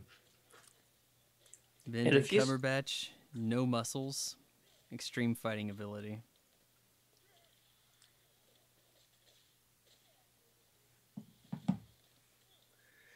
It's almost like he's got like chimpanzee DNA. Like those things, they don't look real strong, but they can like tear a car apart. Yeah.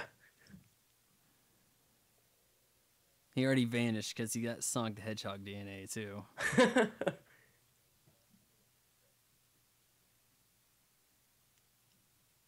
So, okay, what's the thing in her ear do exactly?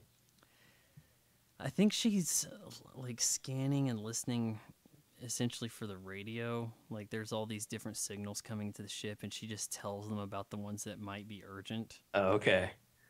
Like she doesn't want to tell them that she's found early recordings of Duran Duran.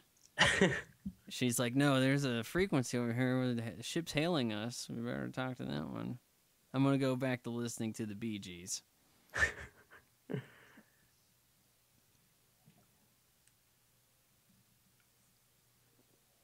I'm trying to remember what it looked like in the original show. It was probably bulkier than that. Kind of wonder how it stuck in her ear so well. There's so many questions. Stun, stun, stun, stun, stun, stun, stun. Pew pew pew pew pew pew pew pew.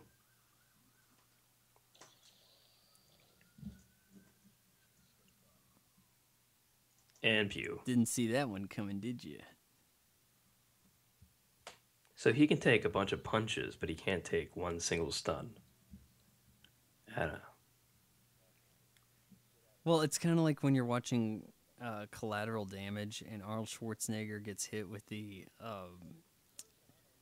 taser, and it's like, oh come on, that won't work on Arnold Schwarzenegger, and then it does, and you're like, oh, that's Yeah. sad. But it's like, well, at his age, I guess it's understandable. But if this was Commando, good luck.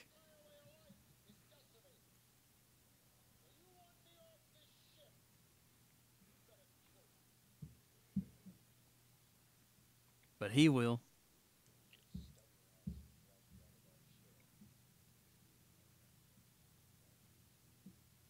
Even though it'll get me some points. Giggity goo. Oh, you did a great job keeping an eye on him. Oh, and he's up.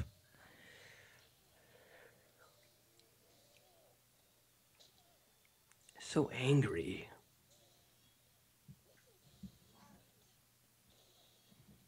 Uh-oh. Now, that was a snapping sound.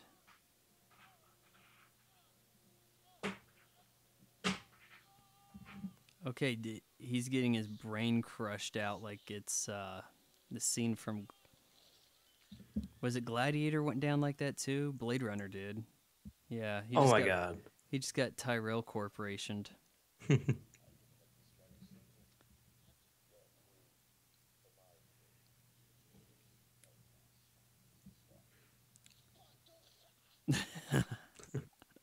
Something about that is just funny.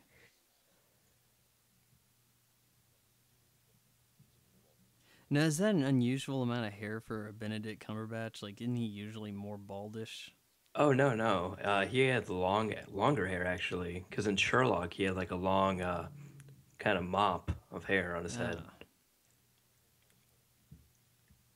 See, if you're gonna lose some of the hairline, go with the Spock look, where it's like combed down to create a pseudo bang hairline.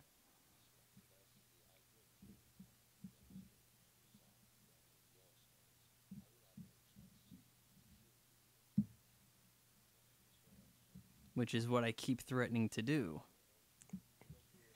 He looks like a goddamn salamander.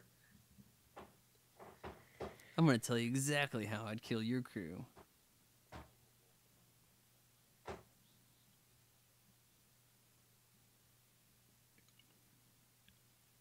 Shall we begin? Is that bit in the promotional mix as well? The shall Yeah, we begin? yeah. Shall we begin? Harold's pretty like, cool. I signed up for more lines than I'm getting.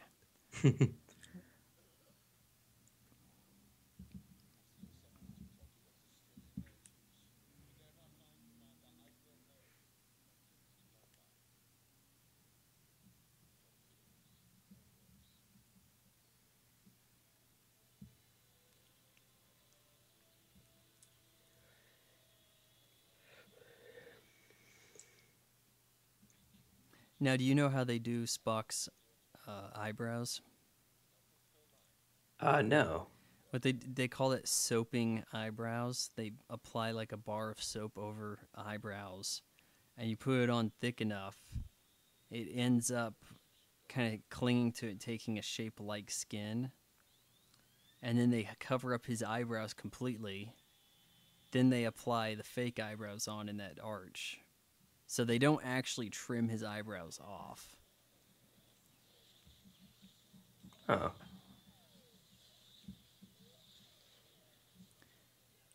Dramatic torpedo shots. more destruction to the ship.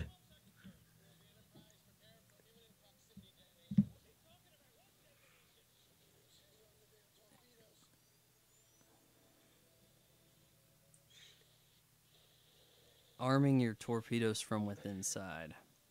So I was test driving a Lexus NX200T yesterday, or two Yeah, days I'm sure ago. this is related to the movie. Go ahead. It kind of is.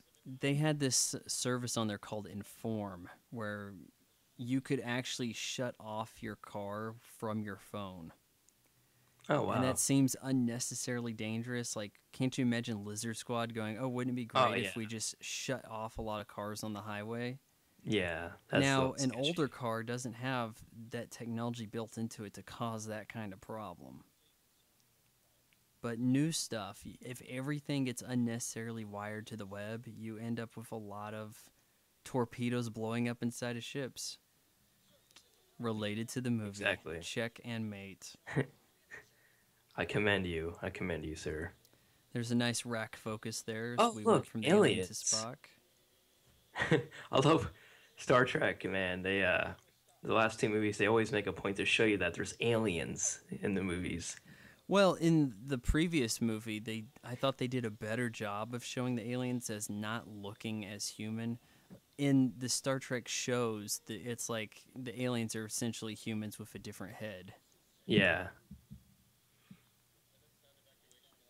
You know, eyes in the same place, mouth working the same way. But there were some kind of freaky looking creatures in the last Star Trek. Now, right there, that CGI, you could see that was a CGI belt that was on him. Then now it's actual prop, and if you looked carefully, you could kind of see how the texture changed on that. But no big whoop. Now is that bald guy that I keep seeing? That looks just like Victor Zsasz from the Gotham TV show. The actor who plays Victor I Zsasz. have not watched that far into Gotham. Oh, okay, okay. I think I've watched 6 episodes, and then I just got tired of Catwoman's posing moves. Yeah. Like, she pretty much is she can't sit in a chair like a normal person. It just really got on my nerves. Yeah, I like the show. It has its moments that aren't too good, but I'm liking it. Not as good as Flash, but it's okay. I don't think that ships just sink like they do in combat in Star Wars. More running through the ship. In Star Trek here, we've also introduced the sinking ship.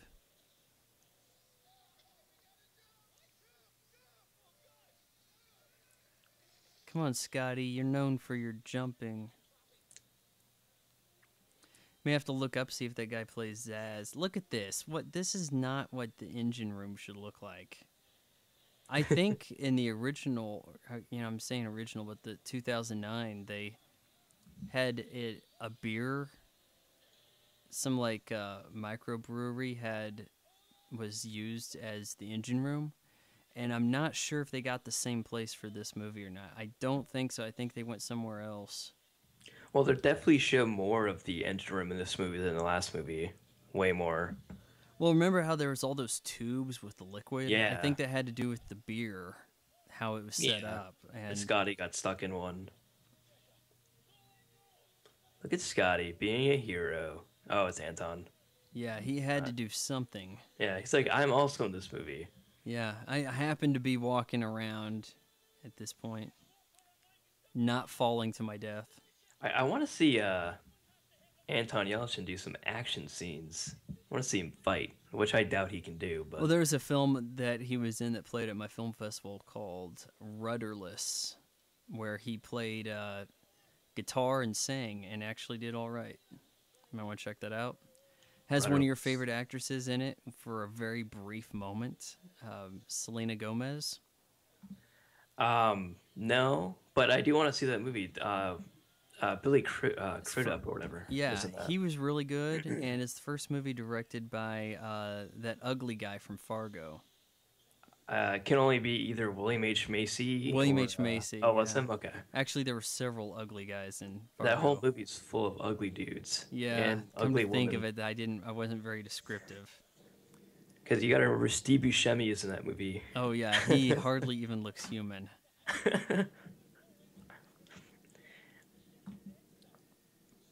Anton Yelchin. Did you ever see Hearts in Atlantis? Nope.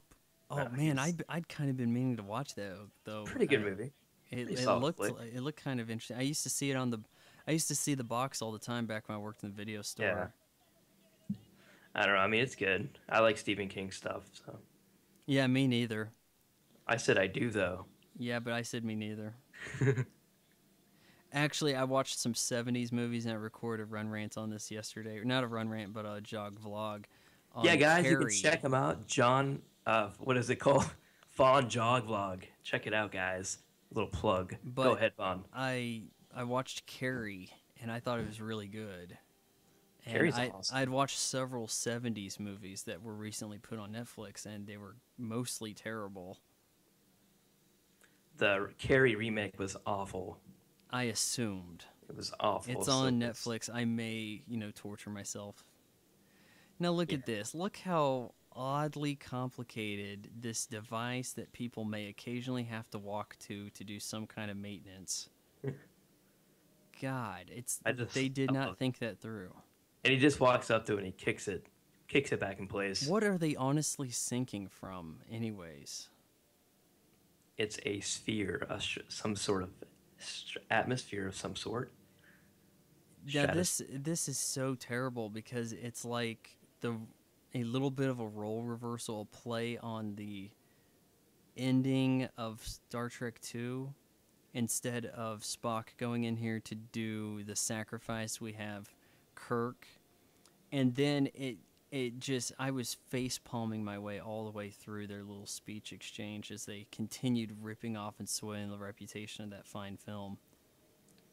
And for my money, the best Star Treks are 2 and 4, and it's not even close. 4, of course, being where they go to like 1986 San Francisco, 86 or 87. the whales, right? Oh yeah, it's hilarious. Yeah, I actually have that on Blu-ray, and I haven't seen it yet.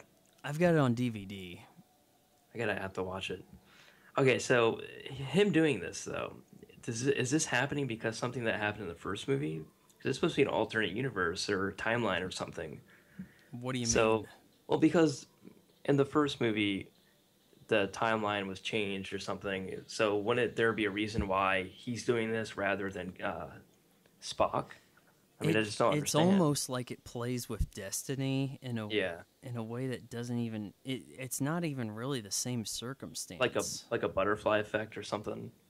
I guess it's not thought out well enough to really theorize over. Yeah, I'm not gonna ponder But it any it's longer. the simplest way to say it is, well, they did it like that in Star Trek 2, so can we do it? And the audience will think it's cool because it'll remind them of Star Trek 2.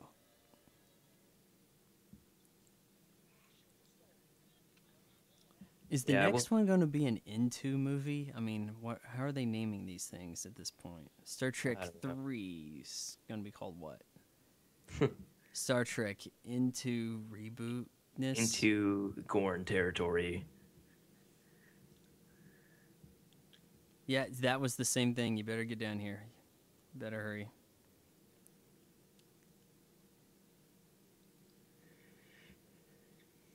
And then they completely. It's laughable because this scene is really emotional in Star Trek 2. And there's some kind of finality to it because they don't have, like, Khan's blood healing people.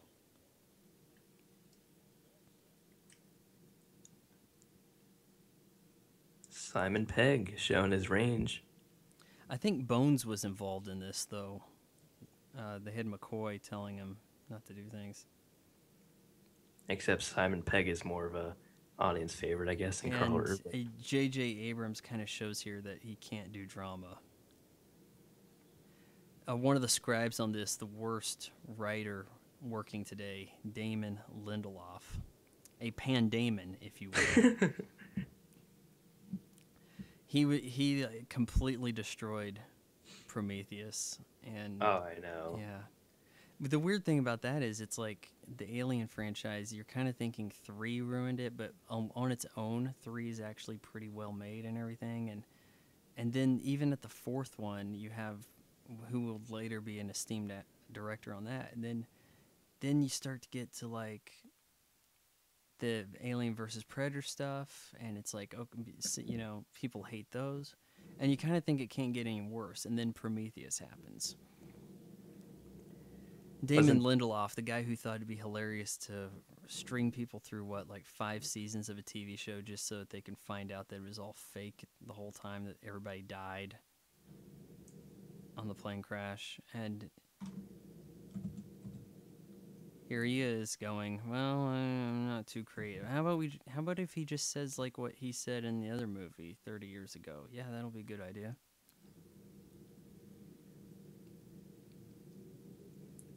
Well, luckily Abrams is keeping Lindelof away from Star Wars. Last time I checked. Shoot. That's good news Don't be surprised if the writing credits suddenly expand before release. Oh God. It's going to say like 5 writers, and then, or maybe on the Wikipedia page, Damon Lindelof was also called in to clean things up.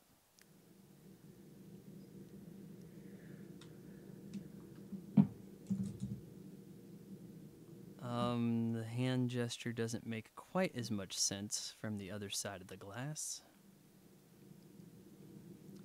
Plus, these guys are not that chummy with each other. They didn't get along for at least half of the first movie. Yeah. But they also made kind of the sin of having a hit, and you know, with the goal of the reboot. And though I didn't actually think it was a reboot at the time, but they certainly wanted to make more Star Trek movies. What took them so long? Because the original, that was supposed to be out in 2008, like December, and then it was held off till like summer. Then this one comes out in 2013. It's like, wow, you guys drug your feet on that, didn't you? You should be rattling them off like it's a Bond franchise. Yeah, I doubt we'll see another one until probably like 2017, 2018 or something. Oh, yeah, the way it's getting held up. 2017 could be generous, even. Yeah. Khan, this just pissed me off. Yeah. And he's doing that because Shatner did that in the previous version of the story. I mean, that scene is not sad to anyone who never watched the older Star Treks. You know what I mean? It's not even sad. The shame really. of it is that people who have not seen the prior film, like, they kind of thought that was a good scene, and they don't know why. There's things they like about it, but that's only because it ripped off something that did it much better. Yeah. But to people who are aware of the source material and the inspiration of it, they should be like yawning or angry. And a lot of these movies coming out now that, you know, they get a lot of hype early on, but you go check out the most relevant review listed on IMDb among the users, and they're all like 1 star, here's everything that sucks. You know, 900 out of 1,000 people agreed, you know, like it's really something quite telling to have a movie getting slammed on its own page on IMDb and people standing behind that. Now, this probably wasn't necessary because we know we could have just put rings in water and taken out buildings crazy effectively, too. And J.J. Abrams destroys downtown San Francisco. It's not enough to blow up one building in a blockbuster anymore. You have to blow up like an entire planet, entire city. Like thousands of people have to die. In Terminator 2, they blew up one building, and it was like, oh my god, that was awesome. And it's like, okay, well, we have to keep blowing up more buildings, people. Like, people aren't going to be settling for that. And also, we have to blow up, national sites, famous sites. Alcatraz getting destroyed. Imagine the death toll and how many people could have been saved if they had just blown up the Enterprise earlier.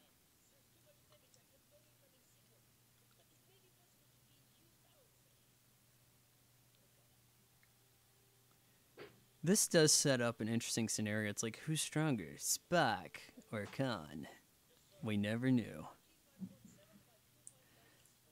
And in the Star Trek, it kind of sets up like a weird pseudo Fight Club. It's like, well, what if Worf fights Data? Well, then what if he took on the winner takes on a Vulcan? Like, how do these people really compare? And what you basically learn is that humans are the weakest. Exactly.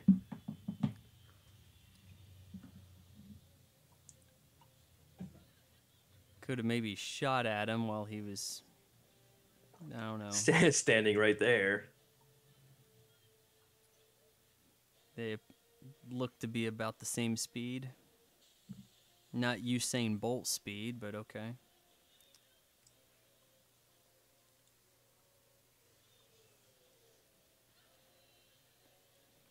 Oh, he does have a forehead. Cars have wheels. Okay. Yeah, cars have wheels, but we know that tables, they move Yeah. people around it. Gurneys. Yeah, that can't have wheels on that no more. Well, you know, I was messing around with this blood earlier. I kind of like injecting it into shit lately. Yeah, I really wish they explained that because to me, you can make up theories like, okay, he was acting a little superhuman, but at least give a 5-second reason because it just kind of cheaps it for me. Yeah, as soon as I sat down here, the treble comes back alive. Yeah, you're like, oh, okay, Kirk's fine. It's gonna be okay. That gives me an idea. Never see that thing's face either.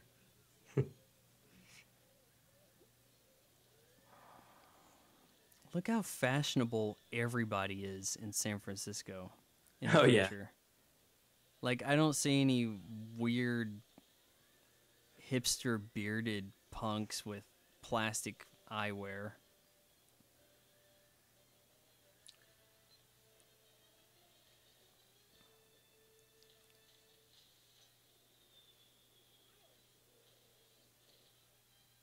Oh no.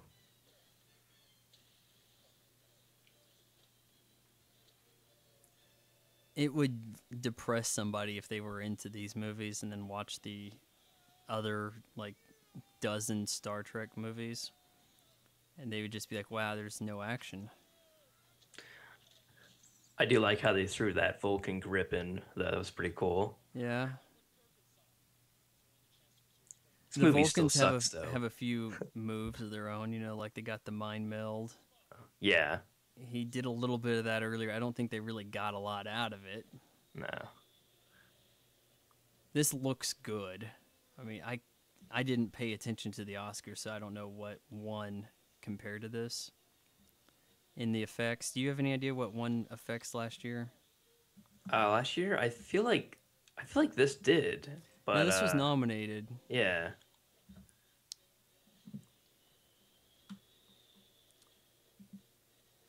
I think that the time has come and gone where amazing effects would really sell the movie for me. Maybe it's just my age, but it's like what if everything or enough stuff looks good enough, then what's so special about Oh, effects? Gravity won that. Oh, Gravity. This Yeah. looks better than Gravity. Gravity looked fine for a lot of it, but there were a lot of the renders of like her hands unnecessarily being computer and POV shots just looked awful. They looked like they came out of PlayStation 1.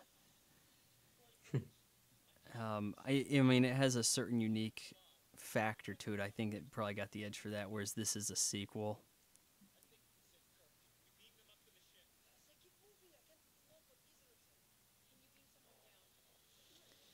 We need you to explain how come you can't just end the sequence now. Well, okay, fine. I can get somebody else to fight him. Who can we send? A chick. Okay, good.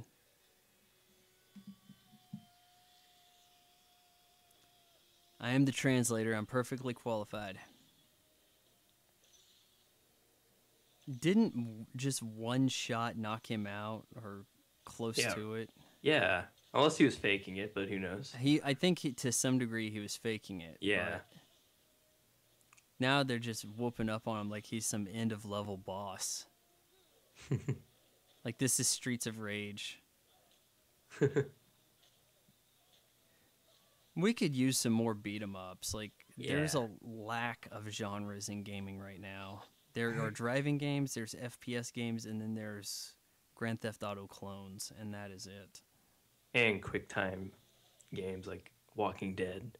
Oh my god, don't even remind me. All that Telltale stuff is ruining gaming. For people to call those games takes so much away from stuff people should be playing. I call it, I don't consider it a game, I consider it interactive It's an story. interactive Yeah. story. Yeah, it does a disservice to games to be calling it a game. And the game of year, it's basically game of the year on name recognition. No one would be playing those if it wasn't for the fact that they're all based on something licensed that people already like. Back to the Future, Jurassic Park, Game of Thrones, you name it. Kind of like those terrible vinyl pop figurines that look like nothing, but they add like change the guy's hair color and they say, "Oh, it's Captain Kirk, whatever." Daryl from The Walking Dead. Everybody buy this. Okay, so we have Kirk. He's alive because he's got con blood. I don't know. How would you feel about that? Would you be like, no, he's inside of me. He's going to take me over? I'd be happy to be alive. But I would be a little worried about that. And the plan is to, what, just keep everybody frozen?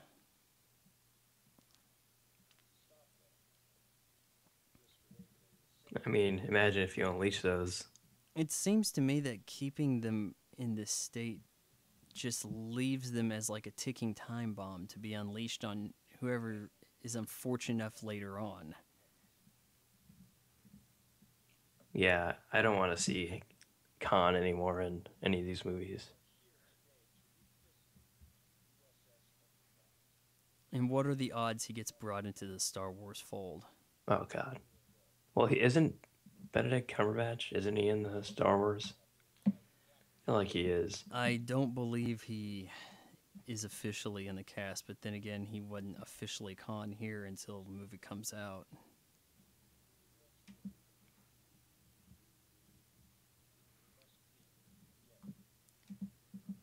Everyone leave the speeches to me. And then they begin their 5-year journey where they're seemingly going to start doing Star Trek things.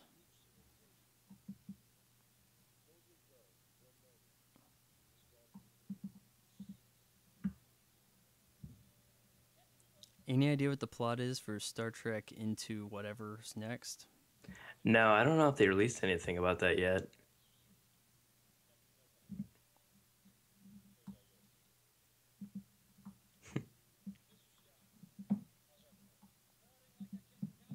You will never be captain.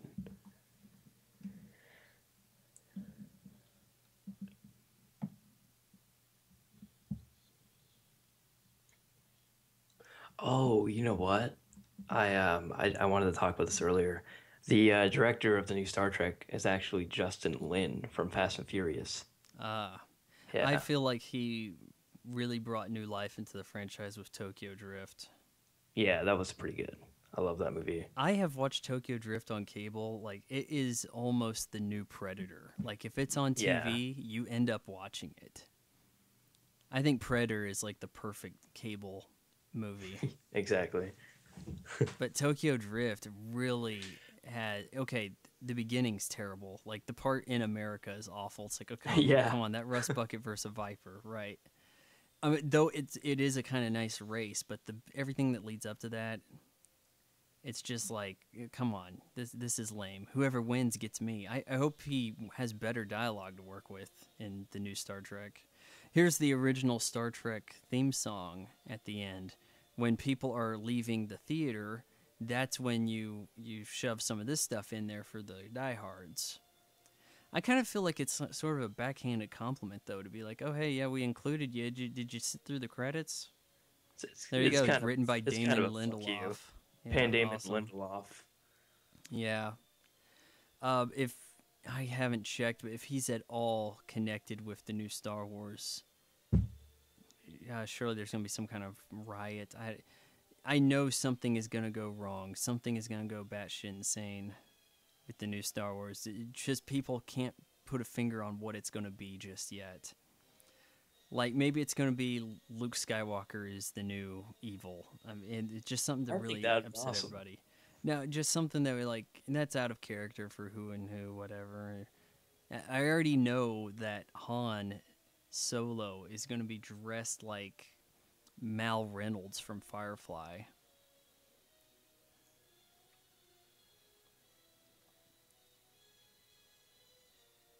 Bruce Greenwood. We were Green. we were There we go. close-ish. And Chris Pine. Chris Pine.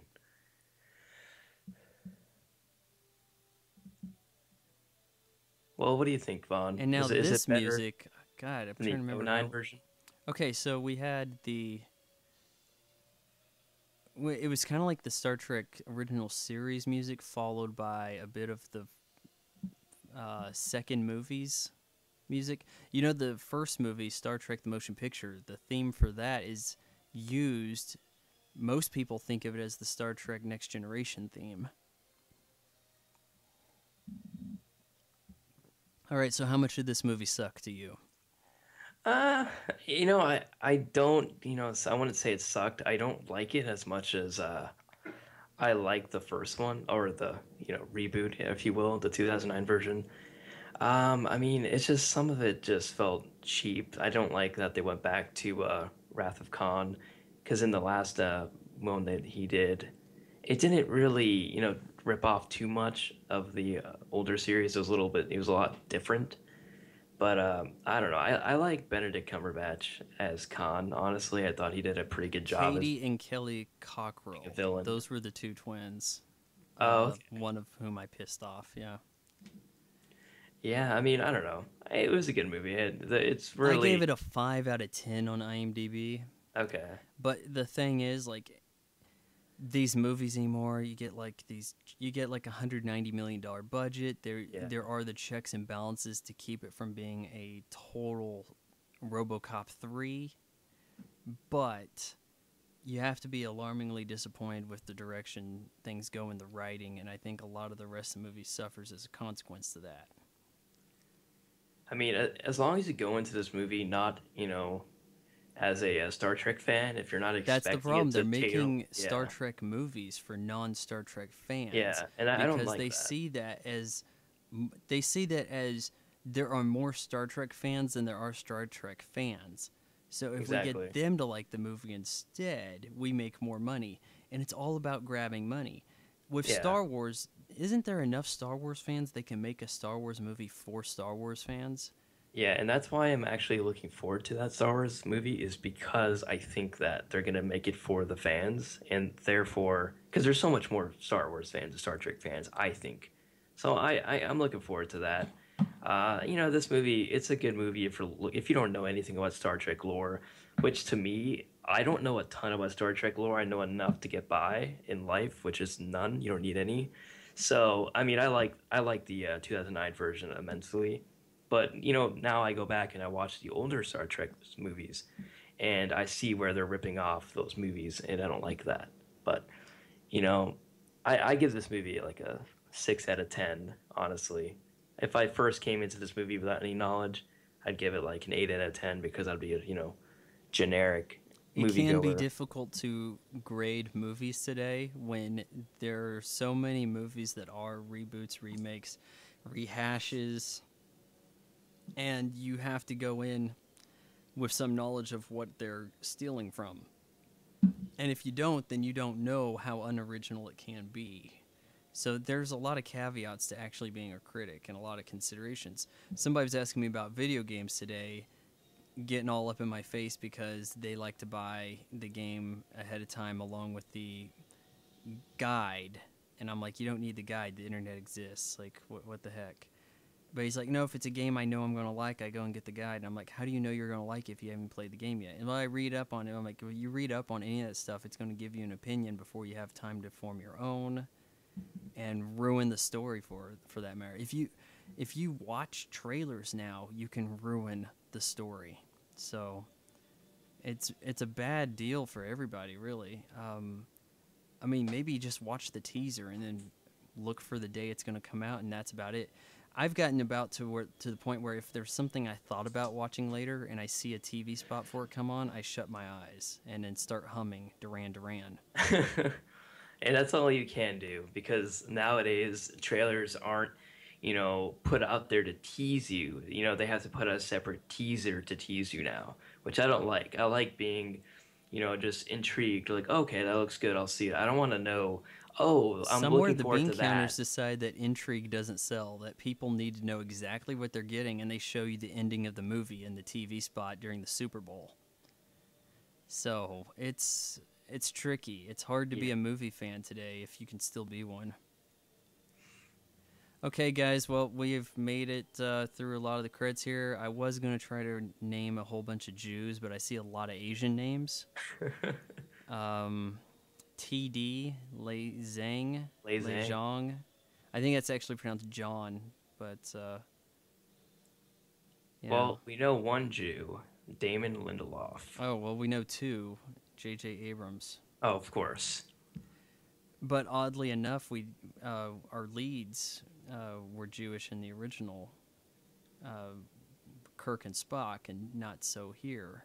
But so I guess I couldn't rightly accuse them of hiring from within exclusively. But they made sure that the easy jobs sure went their way. So how long are these credits? You know who really puts out a lot of credits is W.S. Anderson, Paul W.S. Oh, Anderson. yeah. God, I thought that Mortal Kombat had the longest credits ever at like 9 minutes, but I think Aliens vs. Predator has a 14-minute credit sequence. Wow. Yeah, astonishing. Well, guys, if you made it this far, definitely feel free to leave in the comments some recommendations for Netflix Comments movies. are our friends. Yes, Yes, please comments comment. tell us what to do different. Do you like the stereo setup? If not, then say something. All Do you right. want me to See, use a Russian accent the whole time? I don't care. Just let us know. I'll do it. I and mean, I whatever gets think I views. think up next we may go. We might do another James Bond. We might go through the Star Treks. We might go through the Jack Ryan films. So stay tuned. Bye. Bye bye.